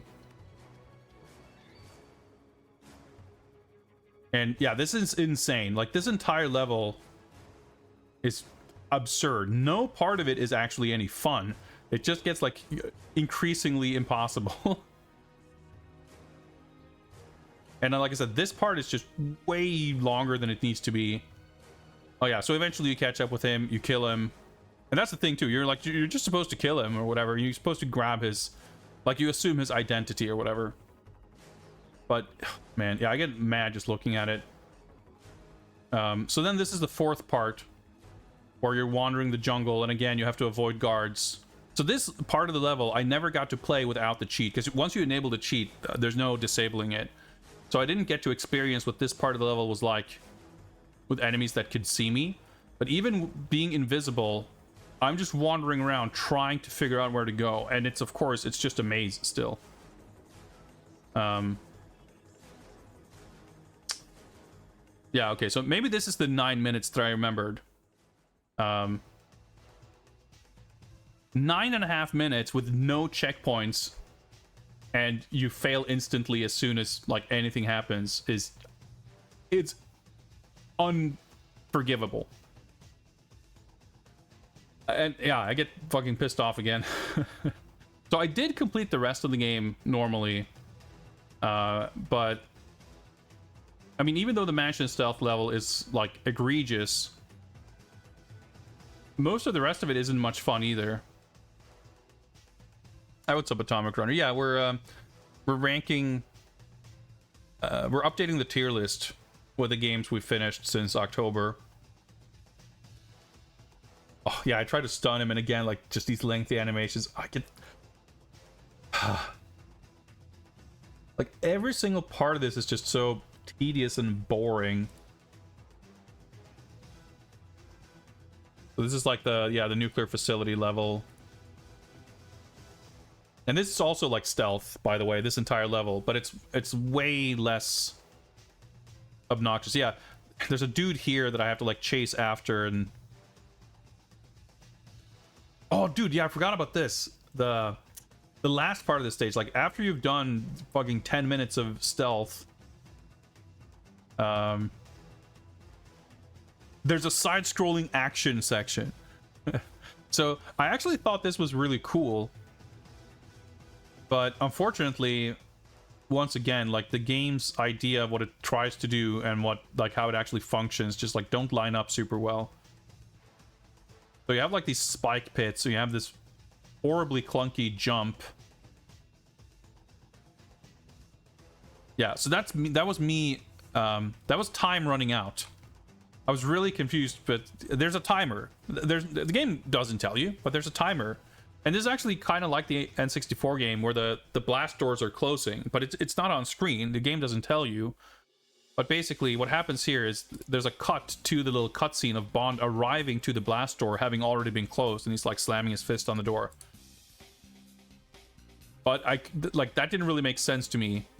So I didn't understand what happened, and I was very confused. I think that's where I ended the stream there. So you have to do this again and just wander through everything. And again, like you have this very weird... Oh yeah, this is Renard leaving in the elevator, activating a bomb. And I thought this was some weird like bomb defusing puzzle, but nope. Now that you walk through the hallway to the right, avoiding spike pits, now you have to go back to the left while exploding the blast doors. So needless to say, the jumping is very awkward, but there are these health pickups. And you don't have a gun, you just have these like very limited mines to blow up the doors. But you don't really get to deal with the enemies. You just have to avoid stuff, and everything is like very specifically very specifically designed to be like annoying and challenging in a very unfun way. Like the idea of having these levels, like imagine if the game had, you know, something like Zelda 4 on the Game Boy, where there's like it's a top-down action adventure, but there's a little bit of side-scrolly like platformy bits in some of the dungeons. But the game like kind of handles both okay. Yeah, I mistimed it, so I couldn't jump out of the way. It's not a bad idea. I mean, I guess the better comparison might be if the Game Boy James Bond game had like side-scrolling platforming sections. I wouldn't mind that at all. I mean, the thing is, that part, as bad as it was, it's way more exciting than the rest of the game. So like, yeah, it takes a bunch of attempts, and then you have to go through this entire nuclear facility stealth section. Yeah, so I think it's like a 5-minute section that I eventually got down, and I wouldn't like fail it really, but that's like 5 minutes of boring tedium before you even get to try the exciting part. And I use the term exciting quite loosely. But I don't know if there's a timer for this part or not. Obviously, it's not on screen. There probably is. I don't remember if I ever stuck around to find out. This is like very close to the end.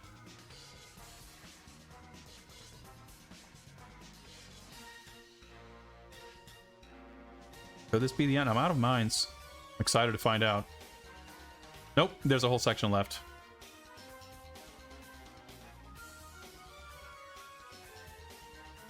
Like, very carefully try to make that jump to... yeah, and at this point, I'm like, fuck that health. I can't afford to try to go for it. Yeah, this is exciting. But yeah, that's like the end of the level. You don't need that health anyway. And at this point, I had died to that guy. Like, I had made it just to the end of the level without clearing it multiple times before. Oh yeah, there's... there's Christmas Jones. I do like these little cutscenes. Like, every now and again, there's like a shining little glimpse. Oh, fucking 9 minutes. Of like coolness. Oh yeah, here's the submarine level. Yeah, you have the little Lara Croft, Denise Richards. Pretty sick.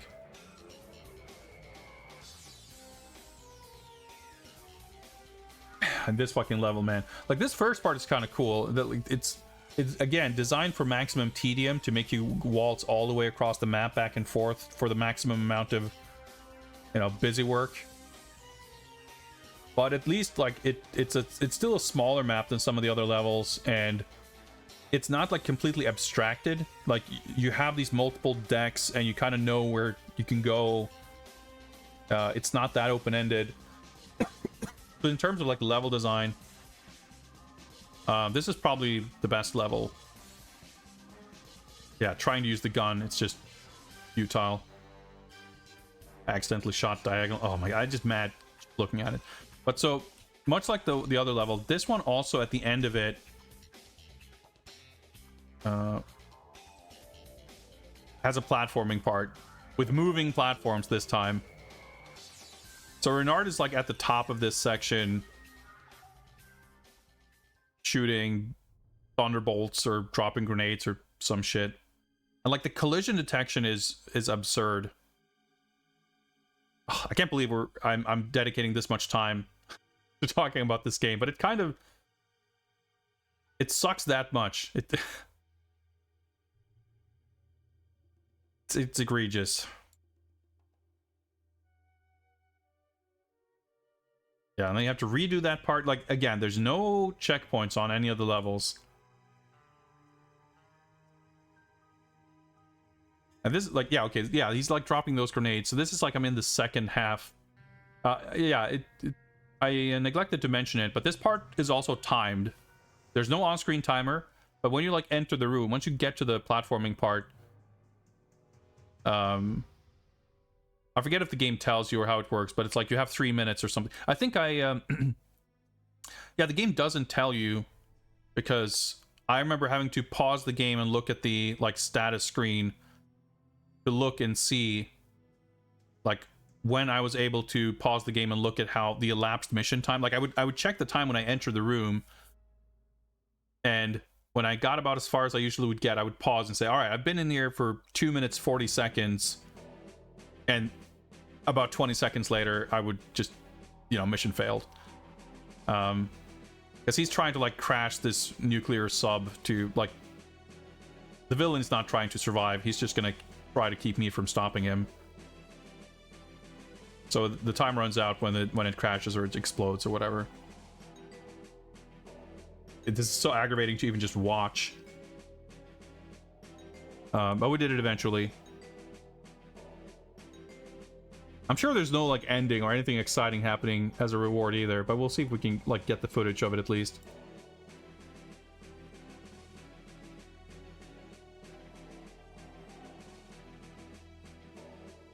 Oh yeah, see these were the platforms I was like stuck on. So you make that jump, you climb up this ladder, and I think we're in cutscene mode.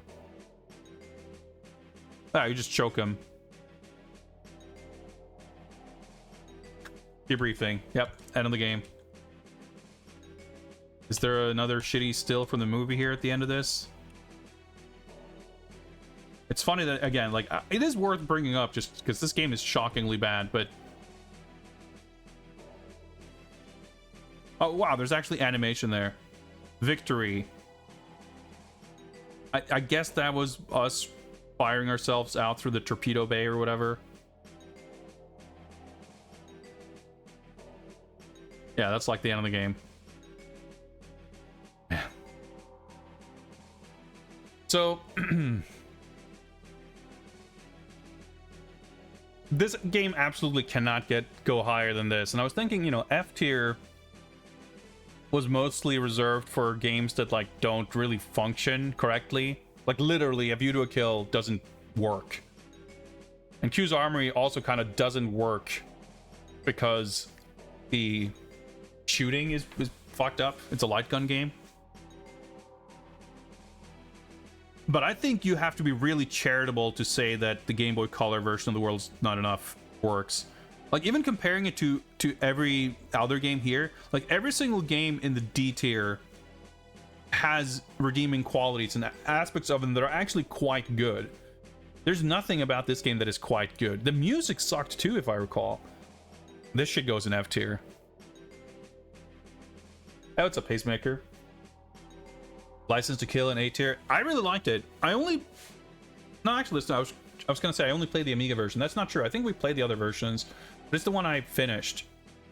For the computer games, we usually looked at all of the versions or most of them, but I would usually put the most effort into playing what I perceived as being like the major, like the biggest, like most expansive version of them. But for quite a few of them, we ended up kind of playing all of the different versions equal amounts. The License to Kill, I don't really... I vaguely recall the top, like, well, all the levels are like top down, but the walking around shooting level from the Commodore version, I think I remember that, but I might be making that up in my head. But yeah, we actually fully completed the Amiga version, start to finish, no trainers or cheats or anything. And that was really satisfying. And I think that's part of why I put it up there, because I think the difficulty balance is actually just right. Yeah, you have the kind of almost needlessly elaborate aiming. Like, the game sort of tricks you a little bit. That's what I felt with the Amiga one anyway, into thinking that it's like a commando type game of like a shoot 'em up, but it really isn't. It's I would describe it as something closer to Rick Dangerous. It's all about like learning the very specific triggers for the enemy patterns. Like, a lot of the enemies have like they're stationed in a certain spot, but once you hit a trigger, they will move someplace else. So yeah, and enemies will spawn coming in kind of with no warning. So that level in particular has a lot of memorization to it, but it's not overly complex. And like, the level itself visually have enough landmarks that make it easy to see what's on screen and remember, like, oh yeah, that part, this guy's gonna go here. Like, it doesn't, you don't have to like mentally map out the entire level. So I thought that part worked out pretty all right. And all the other, like, you have the airplane level where you have to like fire the hook with the magnet or whatever to catch the plane. Like, I thought it was kind of cool. I think the final level is the one where you drive the tanker trucks. I think it's a little uneven. Some levels are like the on foot level is kind of the most elaborate part of the game, but I thought it's a, you know, obviously not the most ambitious package compared to some of these other games, but it was fun, and it's like I wouldn't really hesitate to recommend it. I thought it was really cool. The world is not enough for the Game Boy Color, however. I would not hesitate to warn anyone to ever play it. I think, again, like the other F-tier games have some like fundamental technical issues, and Q's Armory, you know, functions quite poorly, but it's also extremely boring and uninteresting in terms of scope. It is literally a target shooting range where you shoot targets with a gun, and then you shoot targets with a different gun. And first you need 50% hit rate to advance, and then you need 60% hit rate to advance, and then I think you need 70, but I'm not sure I could ever reach that high, and then it's a game over, and then you restart. Like, that's the extent of the game. It's just nothing there. The World's Not Enough is obviously more ambitious, and it does have some nice pixel art and some nice animation, but I think it is noteworthy for how extremely poorly they managed to like attempt every part of the assignment. Like, conceptually breaking down what the levels are and what you do in them, like, maybe that could work, but the act of traversing the spaces is so boring. The combat feels awful. They break things up, or at least attempt to, with platforming that barely works. The worst stealth I've ever seen in a game. And then it's more mazes and more stealth. Like, it's lots of great ideas, but then they fail at nearly everything. I think saying that they have lots of great ideas is being extremely generous. I think there's a lot of things that like could maybe work if you actually did something with it, but they don't really do anything with it. And like the basic default, like, let's just make a big maze that you walk around. You don't do anything cool. You don't do anything fun. There's nothing clever about it. Like, it's just really fucking bad. It's an irredeemable piece of trash, really. And it's, yeah, I don't have anything else to say, I think, about that game. I think we've spent far more time talking about it already. And now we're kind of caught up to 2024. We have two more games to rank here: Agent Under Fire and Nightfire. So I think where did I put this?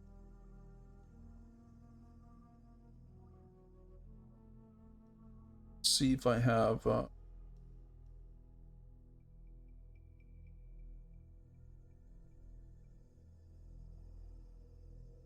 yeah, okay. I was able to download this VOD.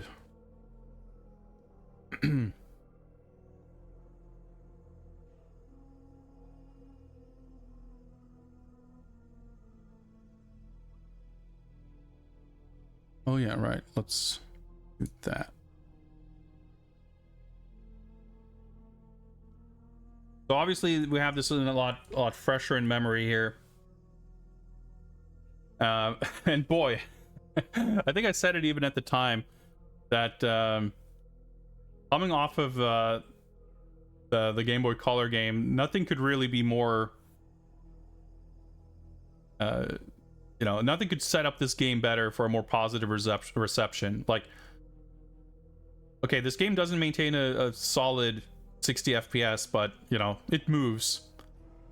It doesn't look bad compared to the N64 or PS1 games.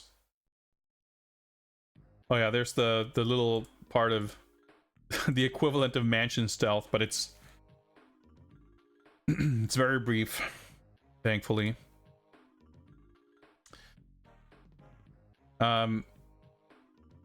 I kind of enjoyed this game to start, but as we got further into it, and it's not a long game,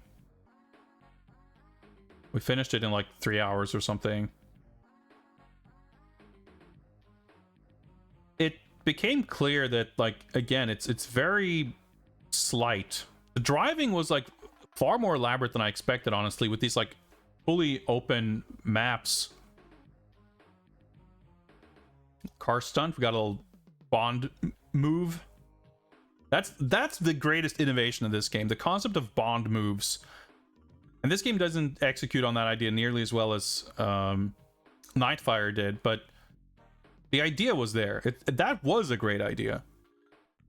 And I wouldn't say they failed at it, they just didn't do as much with it as they could.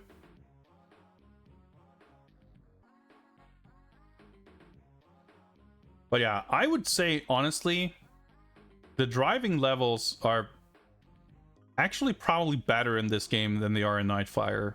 They're not the obvious weak spot of this game as they were in that game, although they're, you know, they weren't the highlight necessarily either. Gadget swapping is extremely clunky, as always.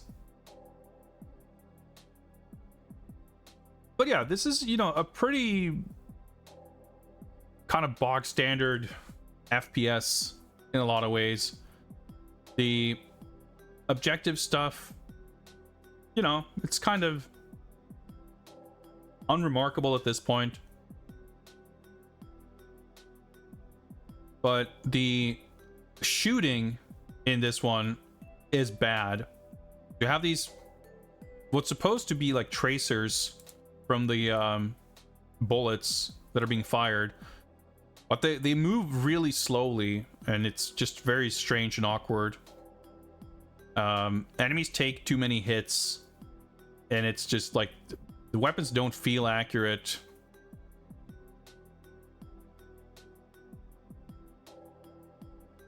The other thing is the narrative and the story is like extremely bare bones. You have some very, very brief sort of cutscenes here and there. But for what's supposed to be an attempt at like a Bond movie that isn't a movie, but it's a game, I thought there isn't a lot going on. Like, most of the major characters are only present for a few very brief scenes. So they don't get fleshed out at all, really. And you have a lot of, you know, it's not as bad as in 007 Racing, but it has that similar idea of a lot of the plot being told to you in the form of mission briefings. This one has voices instead of text, but it's kind of the same thing. What difficulty did I play on? I played this on the standard medium difficulty. I guess it's Agent. I forgot if they like changed the names. I think, yeah, I think they changed. I think Agent is the medium difficulty because the easy mode is Operative. So it's like Operative, Agent, 00 Agent, and I think I completed it on Agent. Yeah, I got a Bond move as I exploded her and failed the mission.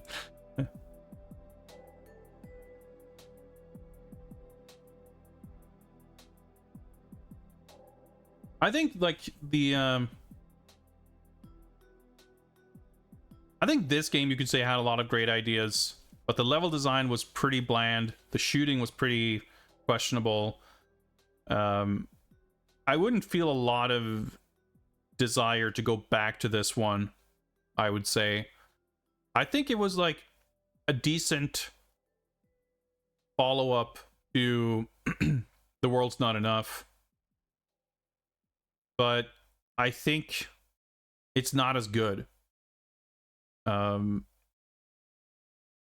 it doesn't like advance things. Like, I think even that game, at least relative to its sort of time and place, felt more elaborate in its narrative ambition, whereas this game, I was like surprised at how little was done with those characters. So many characters feel like they show up for one cutscene with one line of dialogue, and then maybe they have one line of dialogue and one more cutscene, and then they're, you know, they're either immediately killed or we don't see them again. This is the final boss, by the way.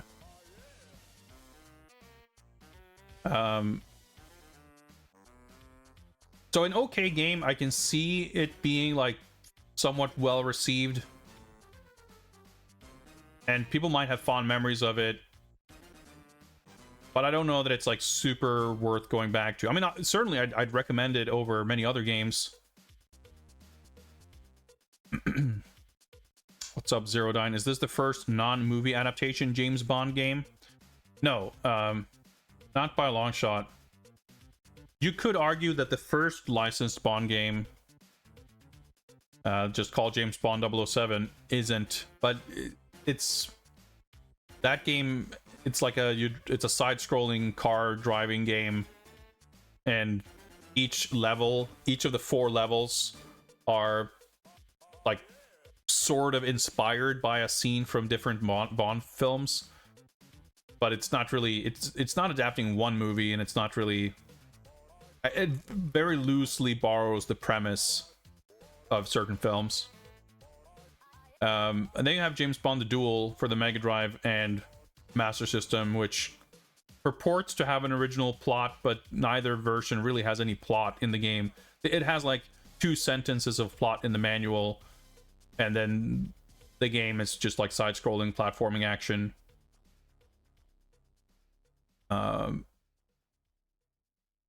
007 Racing is kind of its own original storyline. I think this was probably the first one that they kind of marketed as being like an original Bond film-ish. But I think it's, you know, doesn't really do that thing much more so than 007 Racing. Like, I mean, it does it better, like, but the narrative ambitions are not terribly high, I feel like. At least when it comes to like giving you the feeling of going through the story of a Bond movie, especially given what we had seen previously in like The World's Not Enough. And in fact, I read earlier today when I was looking up a few things and grabbing some of this music that we're listening to, this game did have I don't know if it's fair to say that it had a troubled development, but a lengthy development cycle. And in fact, the actual final game that we see was thrown together very quickly. Not too dissimilar from The World's Not Enough, I guess. Or, sorry, Tomorrow Never Dies, I mean. But apparently this game was supposed to be the PS2 version of The World's Not Enough. The music's on stream, but it's not very loud. Turn up a little bit, but I don't want it to be... Oh yeah, the floor disappeared and I fell through the floor. I don't want to have to like yell over the music. And we saw some like test footage, something of the canceled like PS2 World's Not Enough, but apparently like they reused a bunch of assets from that, and the engine and the tech and everything to build this game pretty quickly.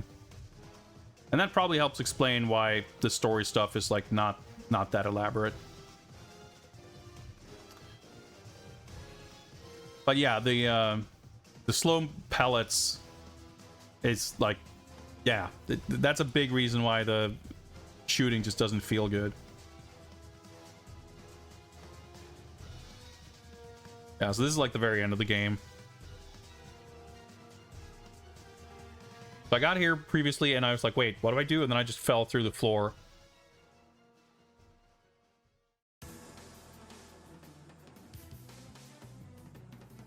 But you're supposed to just fire a rocket. Which I guess the rocket itself knocks him back out through the window. And there, the main villain, she just pops into frame for half a second in the middle of the explosion, and I guess she was there too. And she just disappears, and that's the game. 4.5 hours.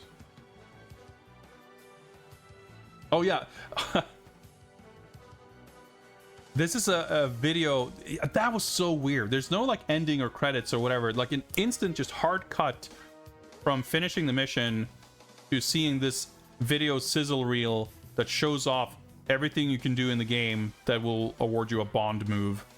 Very strange thing to do.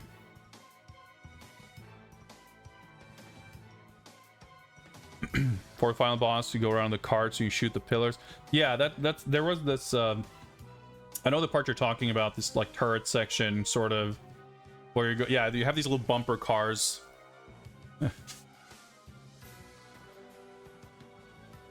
Forget if it was like the beginning of the level or the... Yeah, this part, previous level. Anyway. That was a quick review of footage for Agent Under Fire. I think that, like, again, I feel like we won't need it right now, but at some point, I think we probably will need to institute a B+ tier, maybe A+, I don't know, because I feel like Agent Under Fire is like, it is a rung below these other, some of these anyway. And I feel like it's simultaneously also definitely above some of these games. Like, I think it's better than James Bond Jr. for the NES. I think it's like, there are a few things about Agent Under Fire that are unequivocally awful or really bad. I don't think the shooting is good, and that is definitely an issue in a first-person shooter. But it has some other stuff going on. But I think it's really, like, much like Tomorrow Never Dies, like, the lack of scope and ambition, like, kind of just holds the overall experience back. So, it's okay. But it's, you know, it's better than these games. And I don't think it's as good as most of these games. So I think B tier is fair enough. And that brings us to Nightfire, and I don't have video footage ready to go for that, but we also played it. I finished it on Saturday. We played most of it 2 days ago, so I have it fresh in memory.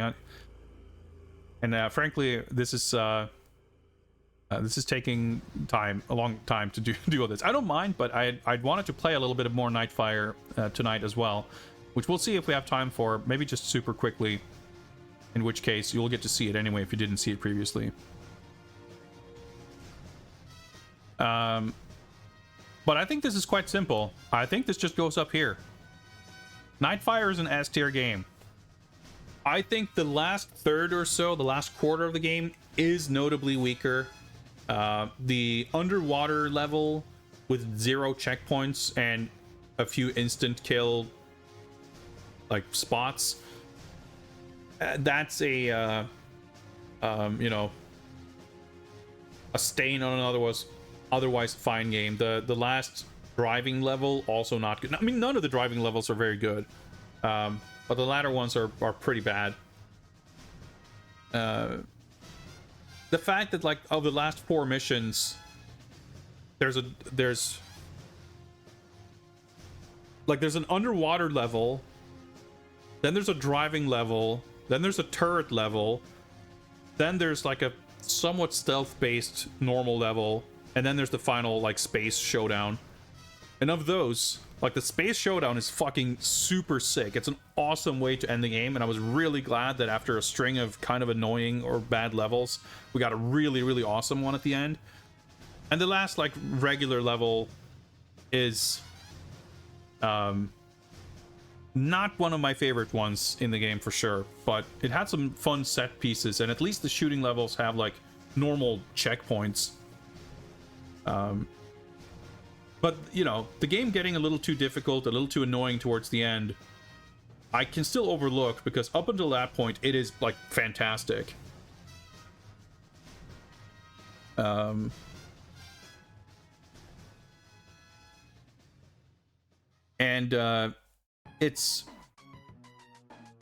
It does so many things that Agent Under Fire kind of introduced, but much better. Like the Bond move stuff, the open-endedness of the levels and allowing you to do them in different ways. Like just the level design, the shooting, the graphics, the fact that it actually does run at 60 FPS,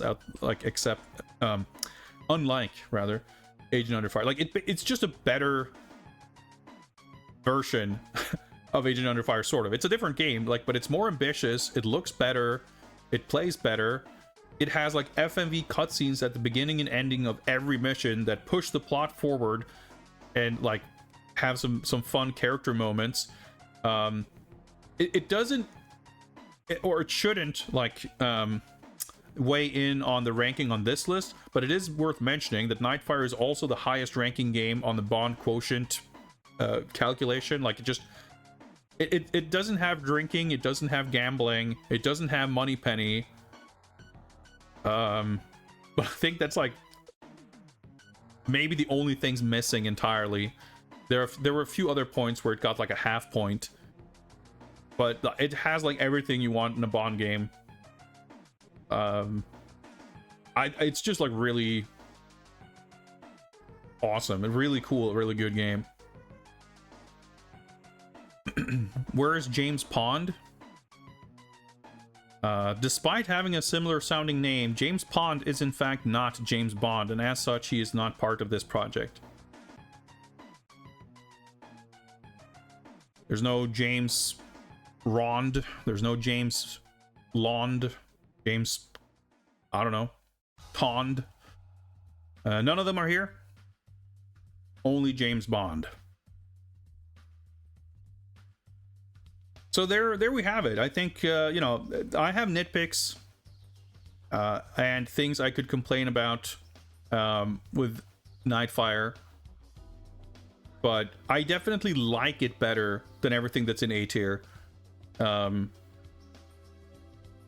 think, you know, if we're having a conversation about like what's the best Bond game so far, I think really it's down to the Game Boy game and Nightfire. I loved the Duel for the Master System, but it is like it scores, for as good as a game it is, it definitely scores very poorly on the Bond quotient. Like, it doesn't have the Bond vibes, sort of, but it like purely mechanically as a platform action game, like how it's paced, how tense it is, like I really love the experience of playing it.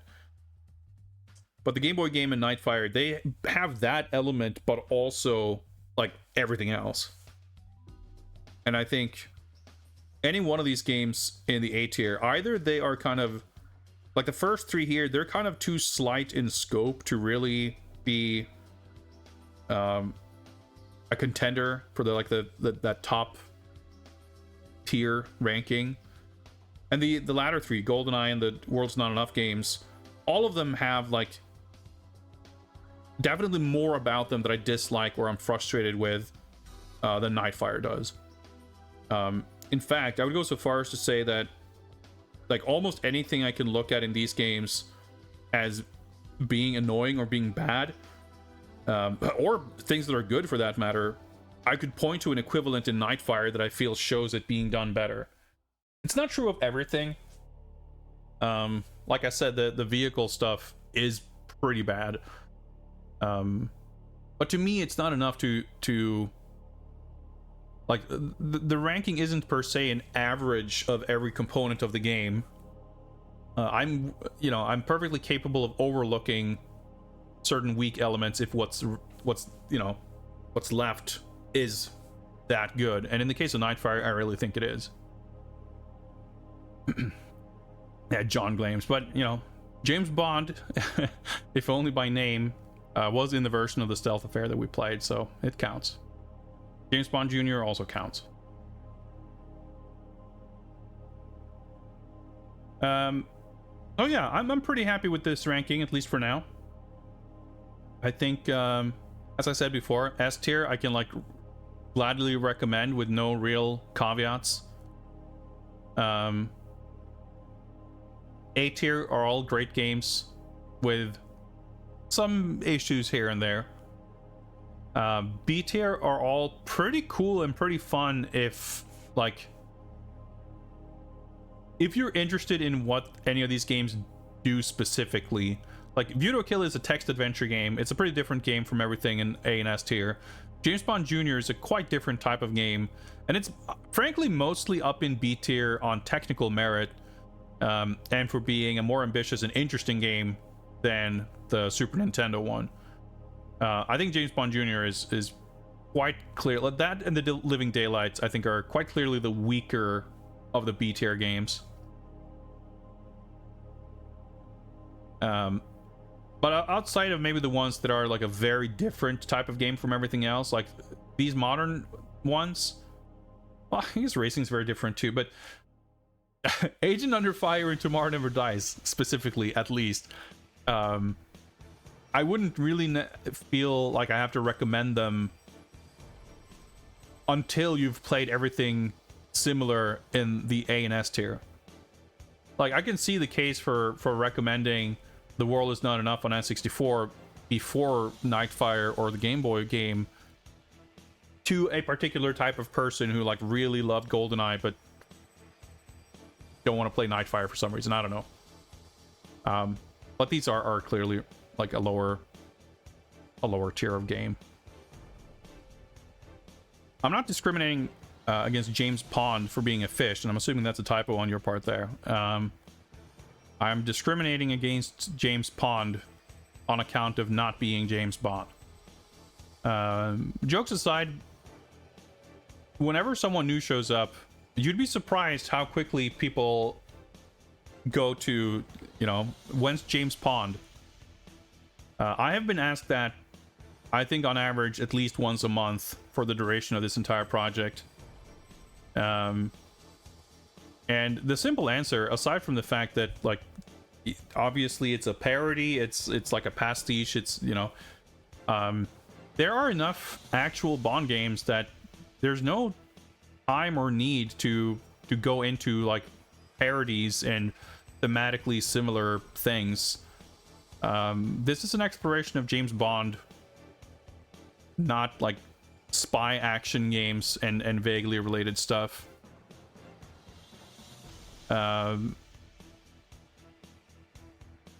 I think you could absolutely expand the scope to, you know, include all kinds of things if you really wanted to. And I mean, I won't discount the fact that it's there would be hypothetically something of interest in looking at things that are adjacent. But we've already been doing this for a year and a half, and we're literally just now halfway. So there's certainly no need to like pad the scope of the project. I'm not upset at the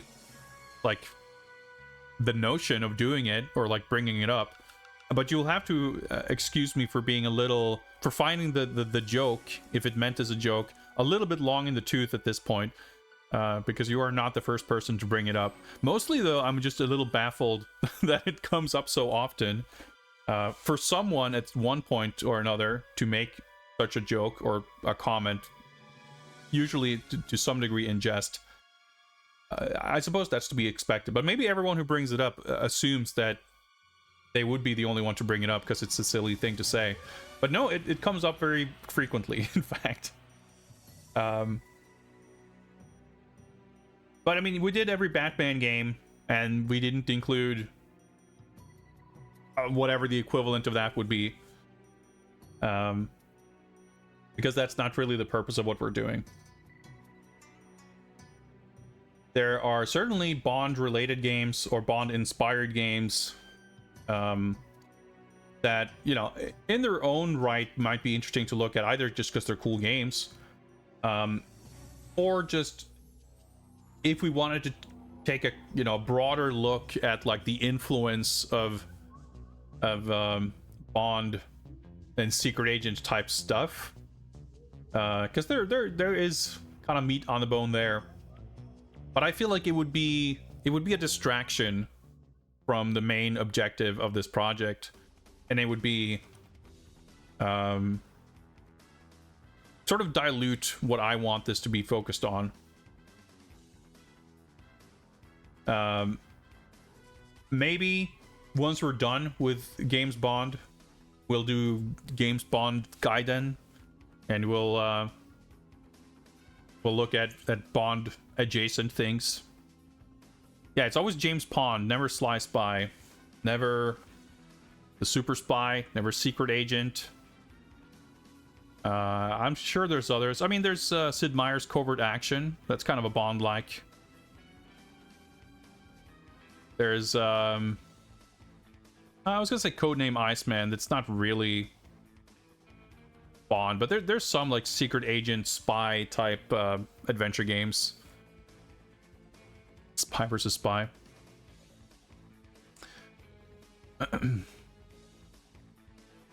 Yeah, James Pond 2 for sure. It's like I mean, I'm not doing James Pond as part of this, so I wouldn't do James Pond 2 as part of a RoboCop retrospective, but it's about as appropriate. Hope you're watching each of the movies off stream in between the games. Well, I'm not doing it myself off stream, but we are doing it together on Discord whenever relevant. Before we play any game that is a direct adaptation of a film, we have watched each corresponding film on Discord. Obviously, that doesn't come into play with each one of the games, but it has done for some, and it will do for at least a few more. In fact, the next one will be Die Another Day, which doesn't have a console game adaptation, but it does have a mobile game based on a scene from the film, Ice Race, over here. It's a Java phone game based on a scene from Die Another Day, and that's all the excuse I need. If you're interested in joining in on that, you can just join my Discord. There's a link right there. You can join the movie night roll, and you will be pinged whenever there's news and announcements for movie nights. So we do Bond movie nights when appropriate. We also every now and again do movie nights for other films, most often video game movie adaptations. Scheduling has been very infrequent and irregular for the past few months, but we've done it once or twice this year, I think. And usually we do it on Saturday nights, but for Bond it's been a little bit whenever appropriate. So we will watch Die Another Day in not too long from now, but we're gonna play the PC version of Nightfire and then the Game Boy Advance version of Nightfire. And then we'll watch the movie, and then we'll play Ice Race. So it will happen. But we talked about this on the last stream also, that I will probably sort of have to rewatch most of the movies anyway to just document the Bond quotient statistics. Because we have in the spreadsheet, we're calculating the Bond quotient of each game to determine which is the most James Bond of all the games. And all these elements I need to document. I need to put down some stats for their frequency and appearance in the films. And I've done it for a few films, for the ones we've watched together more recently, but for all the ones we didn't and the ones we watched way back like a year ago, I don't have any data on. And I figured if I'm going to do that, I'm probably going to do that on Discord also. But that might be closer to the end of the project. I'm not sure. But there's going to be more James Bond movie night on Discord in the future, for sure.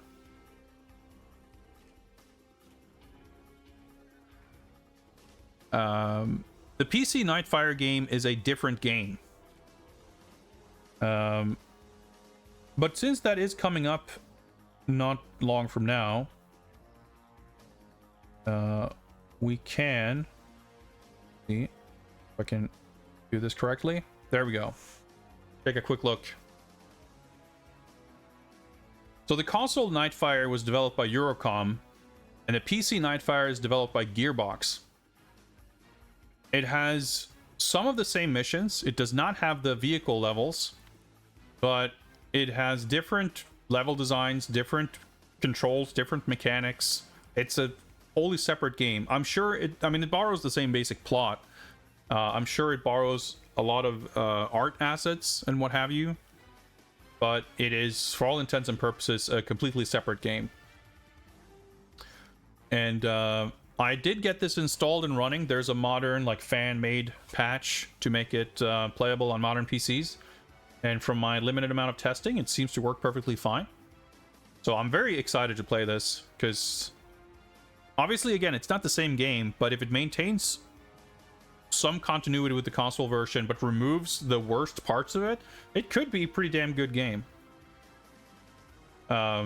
But it could be awful. I think there's no reason really to assume that everything that is good about the console Nightfire will necessarily be in place here, because a lot of that came down to like the mission structure and the cool set pieces and the bond moves and whatever else. And I have no idea if like what, if any of that is there in the PC version. But I'm excited to find out. Following that, we have the Game Boy Advance version, which I believe is a first-person shooter also. And I'm eager to find out what this is like. Portable Bond gaming has been extremely hit and miss. Literally, you know, S tier and F tier. So this might be a solid C. Who knows? But it's I'm excited. And after that, we will make our mobile game debut. And I think there's actually two different games. I think the XN game and the J2ME game are two totally different games. And I think I have them both. I did collect all this stuff and set it up a very long time ago, so I don't have the details fresh in memory. But yeah, so it says Ice Race on the image. The title is Ice Racer, at least in some parts, and I think shit gets pretty weird and very poorly documented when you get to the world of mobile games. But I'm super excited to learn more about this, because this is going to be one of those weird little obscure things that when I play this on stream, I don't expect anyone to show up to the stream and being very nostalgic about this game. Like, people are going to be very confused and hopefully intrigued. And those kind of streams I find to be kind of the most fun parts of projects like this, when you play something that people just have no idea about that it even existed. It's going to be fun.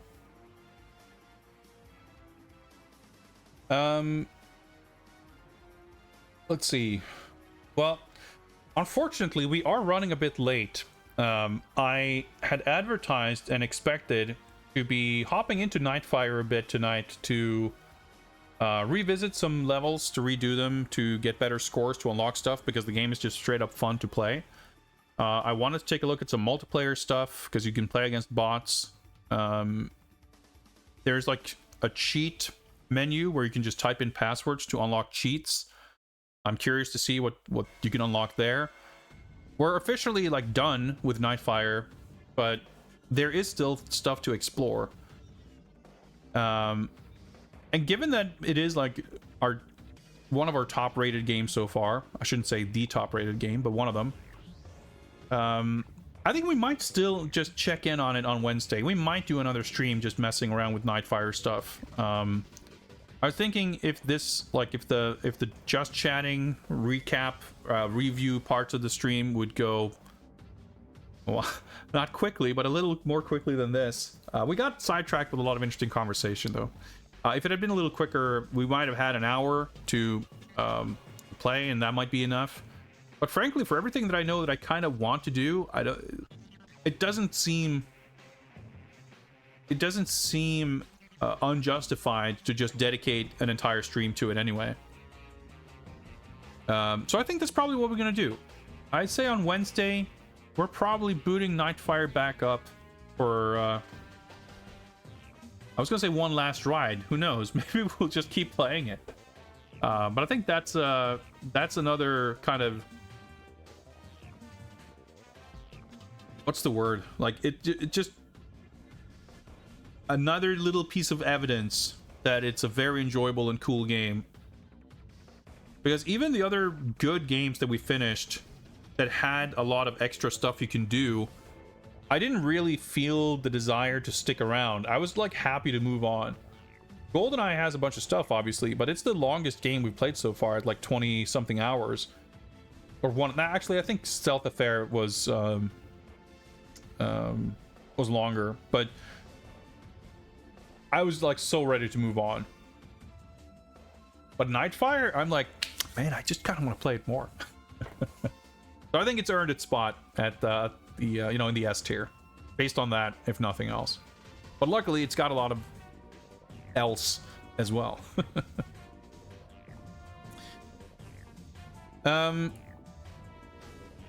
Given that we don't really have time to jump back into Nightfire, we've already taken a little bit of a look at what is up ahead.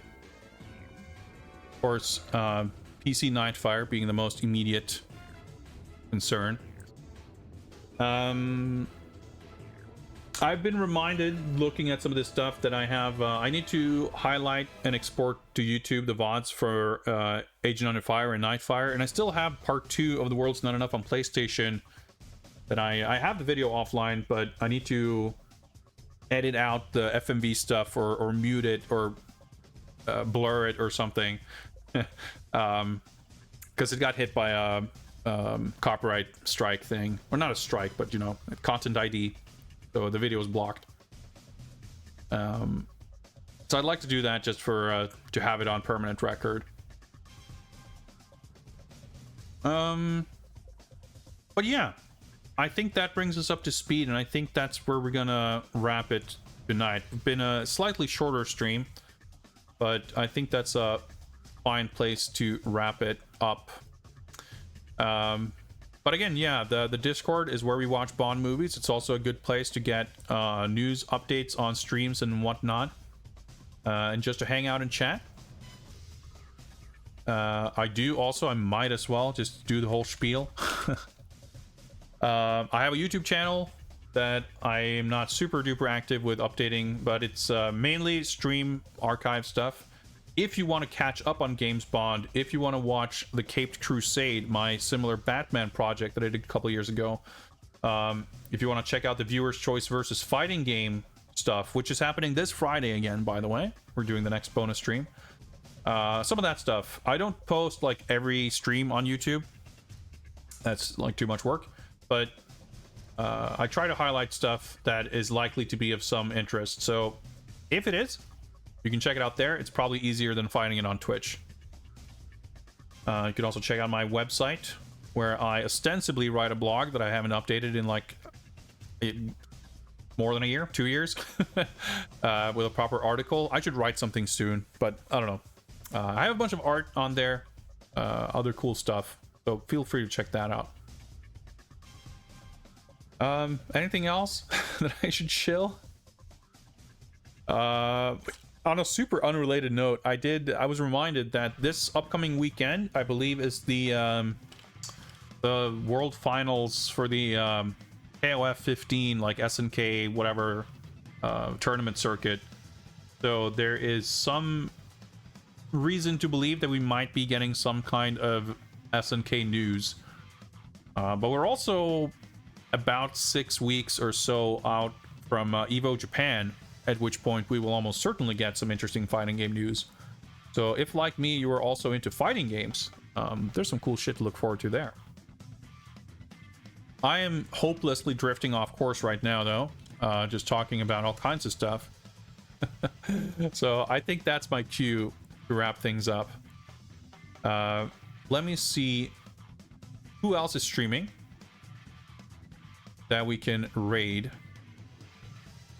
Oh man, I'm already seeing a bunch of real interesting stuff.